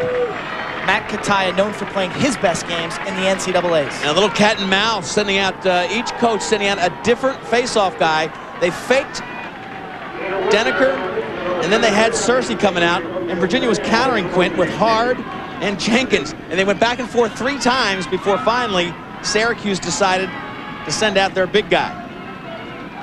Number 25, keep your Jason eye Denneker. on the wing play. On the far side, it's Baruch, and I think Alexander near side, Seglia against Ragosa, the long sticks. Wing play critical to get possessions here. Ball still being pushed around. Nobody can come in from their end of the field until possession. And it's Ryan Powell getting possession on the side. He's got tremendous ability to protect the ball. Powell driving in on the right, looking constantly to the crease. Powell, not much of a factor early in this game, but I think he rationed a lot of his energy. He's got the back injury. Didn't really test Curtis early. Seems to be playing with a renewed spirit. Disco hits the back of the net. Ball still alive as Powell comes up with another big ground ball. He'll have a shot. He comes around and scores. Ryan Powell draws a foul after the shot, and they'll have an extra man in a 10-2 game. The Orangemen, 4 straight goals with 6 minutes to go in the game. Ryan Powell with 2 humongous ground balls. The freshman, Kenny, has not been able to make the save. Watch the huge ground ball by Ryan Powell. We talked about his injury, showing a renewed spark here. Comes around, there's a late hit. So Syracuse will go up on the extra man if they can win this faceoff. The goal, a lunging effort by Ryan Powell. The reaction, he knows there's a foul. He turns to the official and points. Syracuse with 4 straight. It's a 2-goal deficit. 6:30 to go in the game. Talk about a big-time ground ball. Off of the face-off, Powell gets it, and then behind the cage, generating a 3rd chance opportunity for Syracuse. And that'll be a free possession. Dom Starsia knows he's looking at a 1-goal game if they can score on this extra man. They are 0 for 5 when they're extra man as you look at Ryan Powell. Quint, no face-off, free possession, a chance to make it a 1-goal game and tighten a little bit of a choke collar around Virginia. But they have played beautifully today. They don't want an overtime game that has stung them in the history of these championships. Derek Kenny, who has played a spectacular game for Virginia in this 4th quarter, has got to be feeling the pressure. And they just throw it away. A great chance. Now, wait a minute. They're calling a tip ball. The outside referee, on the appeal of the Syracuse players, says it tipped off the stick of Virginia. It stays with Syracuse. Powell. He's calling the play. Exactly. He's not much of a factor on this extra man. He's being shut off, but he's still directing his teammates. See, behind the cage, off to the right of your screen, you can see them shutting off Powell. They need a good shot here. Put some pressure on the young goalie, Kenny. He's been rattled with 4 straight goals. There's a little bit of room, and a shot off the pipe. That one went past Kenny, came off the iron, or his arm quit. I think he got a piece of that. Kenny got some good body movement towards that ball.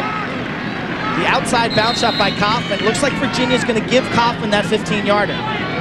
Coyote up top. Kaufman has plenty of room there. Here comes a big shot from high, right into the stick. Soliday had a lot of room, and he did not put it on the ground, but right into the stick of the right-hander. This is an opportunity that they will really look back on, a chance for them to make it a 1-goal game. Teams at even strength. Great job for Virginia and goalie Kenny to turn back a charging offense. Kenny has a low setup. He's very crouched as a goaltender. He gets his hands in tight. And sometimes as a shooter, you see the upper portions of the goal. Syracuse, their extra man, could come back to haunt them. 0-6 on the afternoon. Jay Jalbert working against Coyote. Big shot up top. This will be pressure up to Holcomb. Holcomb on the far side. McKnight off the iron for him. Wow, he had nothing but velocity on that one. And it'll be Tucker Radeball with possession for Virginia. A cannon from the near side. Deceptive motion from McKnight. We watched him earlier score high with that high stick position. He has had Mulligan beat from that same spot. He had a lot of room to come in and improve his angle, but felt he had a great shot right there. Connor Gill behind against St. George. Josh Rule working against Tucker Radeball. Rule applying a little pressure on the fringe. 4.5 minutes to go in this game. 2 goals separate. Syracuse had a chance to make it a 1-goal game, but the Virginia defense has not allowed them a goal in extra man. 6 chances No goals for Syracuse on their extra man. Stepped on the line. McKnight with pressure from the defense. Double team. Danced on the line. It'll go back to Syracuse. That man right there, Marshall Abrams, intelligently going for the double team. He has the ability to take the ball away, and I sense as this game has matured that he feels more confident in his one-on-one battle. Chris Gardisco takes a shot just wide, and that would have been trouble. He missed the net. Powell looks immediately to the crease. Can't find a target. This game has been Ryan Powell's for the last 10 minutes. Ryan Powell, much like he did against Loyola, just parked behind looking for help. Big and strong, out to Tim Burns. Burns, right-handed shot there. He gets one! It's a one-goal game, 10-9. Burns lights up Kenny, who has been spectacular until the last 8 minutes. And this is a run for Syracuse. A 5-goal run. Burns, his second goal of the game, isolating one-on-one. We expected Virginia's depth to come to the fore, but it seems like the Syracuse players... Watch the replay. Burns rolls back to his right. Watch the placement of this shot. You see it bounce on the near side. Beautiful placement in the lower corner. An amazing shot on the run by Timmy Burns. The turbocharged offense for Syracuse. They can smell the victory on the sideline. They cut the deficit to 1. This team, as we've talked about, has come from behind in every victory they've had to get to this championship game in the playoffs against sensational teams like the defending champion Princeton Tigers.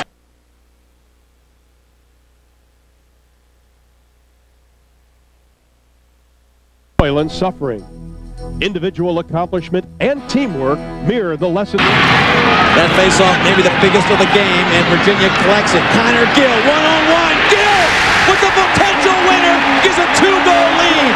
He has been the shining star for the Virginia Cavaliers. 11-9, a 2-goal cushion on the shot by the freshman. His first goal of the afternoon after a 5-goal performance. 22nd of the year. Watch Billy St. George overplay. Gill somehow manages to burst by and tuck his stick. Watch the check by Billy St. George. Right here at the end, he just touches the head of the stick of Connor Gill, but the ball's in the net. A huge change of momentum for Virginia. Another shot there at the sideline of Virginia, doing a great job reacting to that. Now Starsia looking at the game. Back to live action. There's Connor Gill. He has a hand in 3 of the last 4 goals. There's Desco. 3 of the last 4 goals, Quint. The 2 before that, he was an assist guy. This time he went right to the cooker. I think surprised Syracuse defense and comes up with a big goal. Connor Gill again getting double. Up front, big finishing shot. Goal number 11 and now number 12. Oki, the senior leader. Plenty of time left. I'm surprised that Syracuse was so aggressive defensively.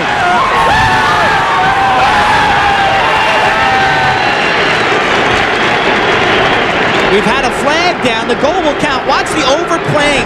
St. George again going for the takeaway. Mulligan has to come out. And Gill with a slick move. Dodges pass. Finds 18 Henry Oki in front. And Oki makes this count. Scoring on the empty net.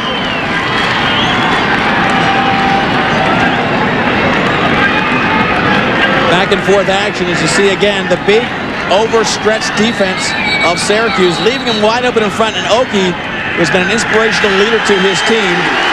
One of those 3 players who have been to a final for Virginia gets the 12th goal of the game. Huge goal. It was a 1-goal game, and then Virginia answered with Gill and Oki, and with 2.5 minutes left, they look to be in control for the first championship at Virginia since 1972. But time left. Overtime has always been an Achilles heel for this team in Virginia. Quint, they have not had good luck in overtime in the championship game. It goes back as far as 1980 when they lost in double OT to Hopkins, but this flashback will show Virginia losing in '94 to Princeton. Princeton won the faceoff, scored quickly, and then Jesse Hubbard beats Chris Sanderson in 1996. Princeton goes on to win that game 13-12. You know Starsia did not want overtime in this game, and those last 2 goals, huge for the Cavaliers. UVA in the NCAA title game, again back in '72, Jake Connor and company. took that team to a victory. And since then, the overtimes, 4 overtime losses since then. 80-86, 94-96 we just showed you. So you know full well Dom Stargio wants this over in regulation time. And you had 2 freshmen from Virginia going a long way this afternoon. As Derek Kenny started losing momentum, the freshman at the other end of the field, Connor Gill, stepped up. It's been a long time for Virginia. All these players on Virginia weren't even born in 1972, and especially Connor Gill, who is only a freshman. Unnecessary roughness on Syracuse. They'll be short as we continue play with only 2.5 minutes left. So, Quint, we can expect with a 3-goal lead to see Virginia just hold possession. They're not going to take a shot. They'll use the clock and move the ball around. It'll extend this defense that is 1 man short on Syracuse. Virginia 2 goals on 5 attempts to this 6th shot at it. McKnight with the ball. Jalbert there up top. Virginia has done so many things well today, Quint. They really have come in with a great game plan and enforced it beautifully. A team that is different this year than in years past. A new commitment in a lot of areas. Mentally ready to win a championship, and they well may do it. Connor Gill. They've been warned to keep the ball in. He stepped out of the box. That was a mistake by a young kid. He stepped out of the box after being warned. It'll go over to Syracuse with less than 2 minutes. 3 goals to make up. At Alexander. Gill applying pressure. McKnight. Nobody wants to foul.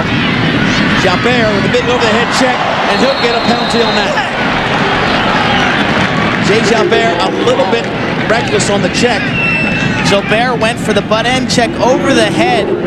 Got the check, actually, but the ball was not dislodged. Watch Alexander maintain possession here, and that's why this will be a hold. Right there, he's clamping down on his arm, a hold. The check, sensational effort to get over the shoulder and make the play. I'm not sure in this situation that check's necessary, though. Get back in and play. Jay Jalbert has 1 speed. You know, it's hard to tell him not to shoot. It's hard to tell him not to play tough defense. Syracuse, their futile extra man. 0 for 6 with not much time. You can't pass the ball around the outside here for too long. You got to go for the goal. They didn't even have enough players on the field at the moment. And now they try to push it up with Ragosa putting the ball on the field. They have been very sloppy in their extra man. Quint, with a normal extra man day, this game could be tied. But Virginia has done a great job of shutting them down. Shot coming from the right side, off the pipe and out of bounds. Virginia closest, they'll get possession. Gataya with a bad ankle on the near side, unable to run that one out. Devin Darkangelo with the bullet that had Kenny beat off the near iron. The extra man continuing to be the Achilles heel for Syracuse. I'm talking about not enough people out there. Actually, they had a man in the box themselves. They had to wait till it was released, and then they had the extra, but still, futility on their extra man opportunities. They've got to pressure now. They've got to extend. They have no time left. They've got to press for the ball, just like that by Ryan Powell. Ryan Powell's last 8 minutes, Quint, have been everything you would have hoped from him. Alexander. Flip it inside, Powell, back door, easy goal by Gataya. 12-10 to score, only 48 seconds left. We have seen teams on this field score 2 goals in less than a minute. Duke.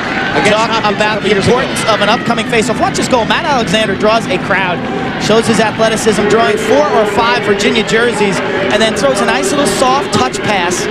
And Powell, being unselfish as he is, kicks to the near side to Gataya. 2-goal margin, 48 seconds left. The biggest play of the game right here, this face-off. Hard's in there for Virginia. He's been giving him a lot of trouble. Wing play for Syracuse, trying to get possession, and here they come. They'll push the ball up. Seglia looking to get a shot off quickly. And it's the big stick check again of Virginia. The story of the day. Ragosa takes away the pass, and that has been the biggest success story for Virginia defense today.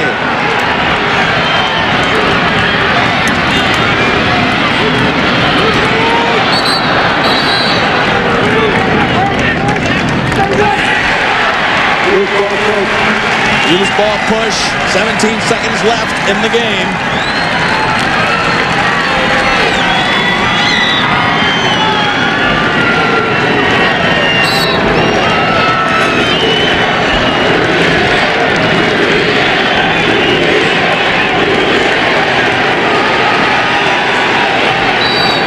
Double teaming by by Syracuse. It'll be too late, though, because Virginia, their team getting ready to just swarm the field. The Cavaliers have won their first national championship since 1972. Virginia, the Division I champions.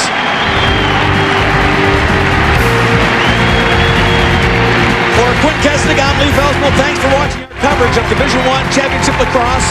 This has been a presentation of ESPN, the worldwide leader in sports. For more information, log on to ESPN.com, part of the Go Network. Go.com. Up next, ESPN Major League Baseball, Cincinnati Reds versus the New York Mets. Some of you will see the Detroit Tigers versus the Boston Red Sox.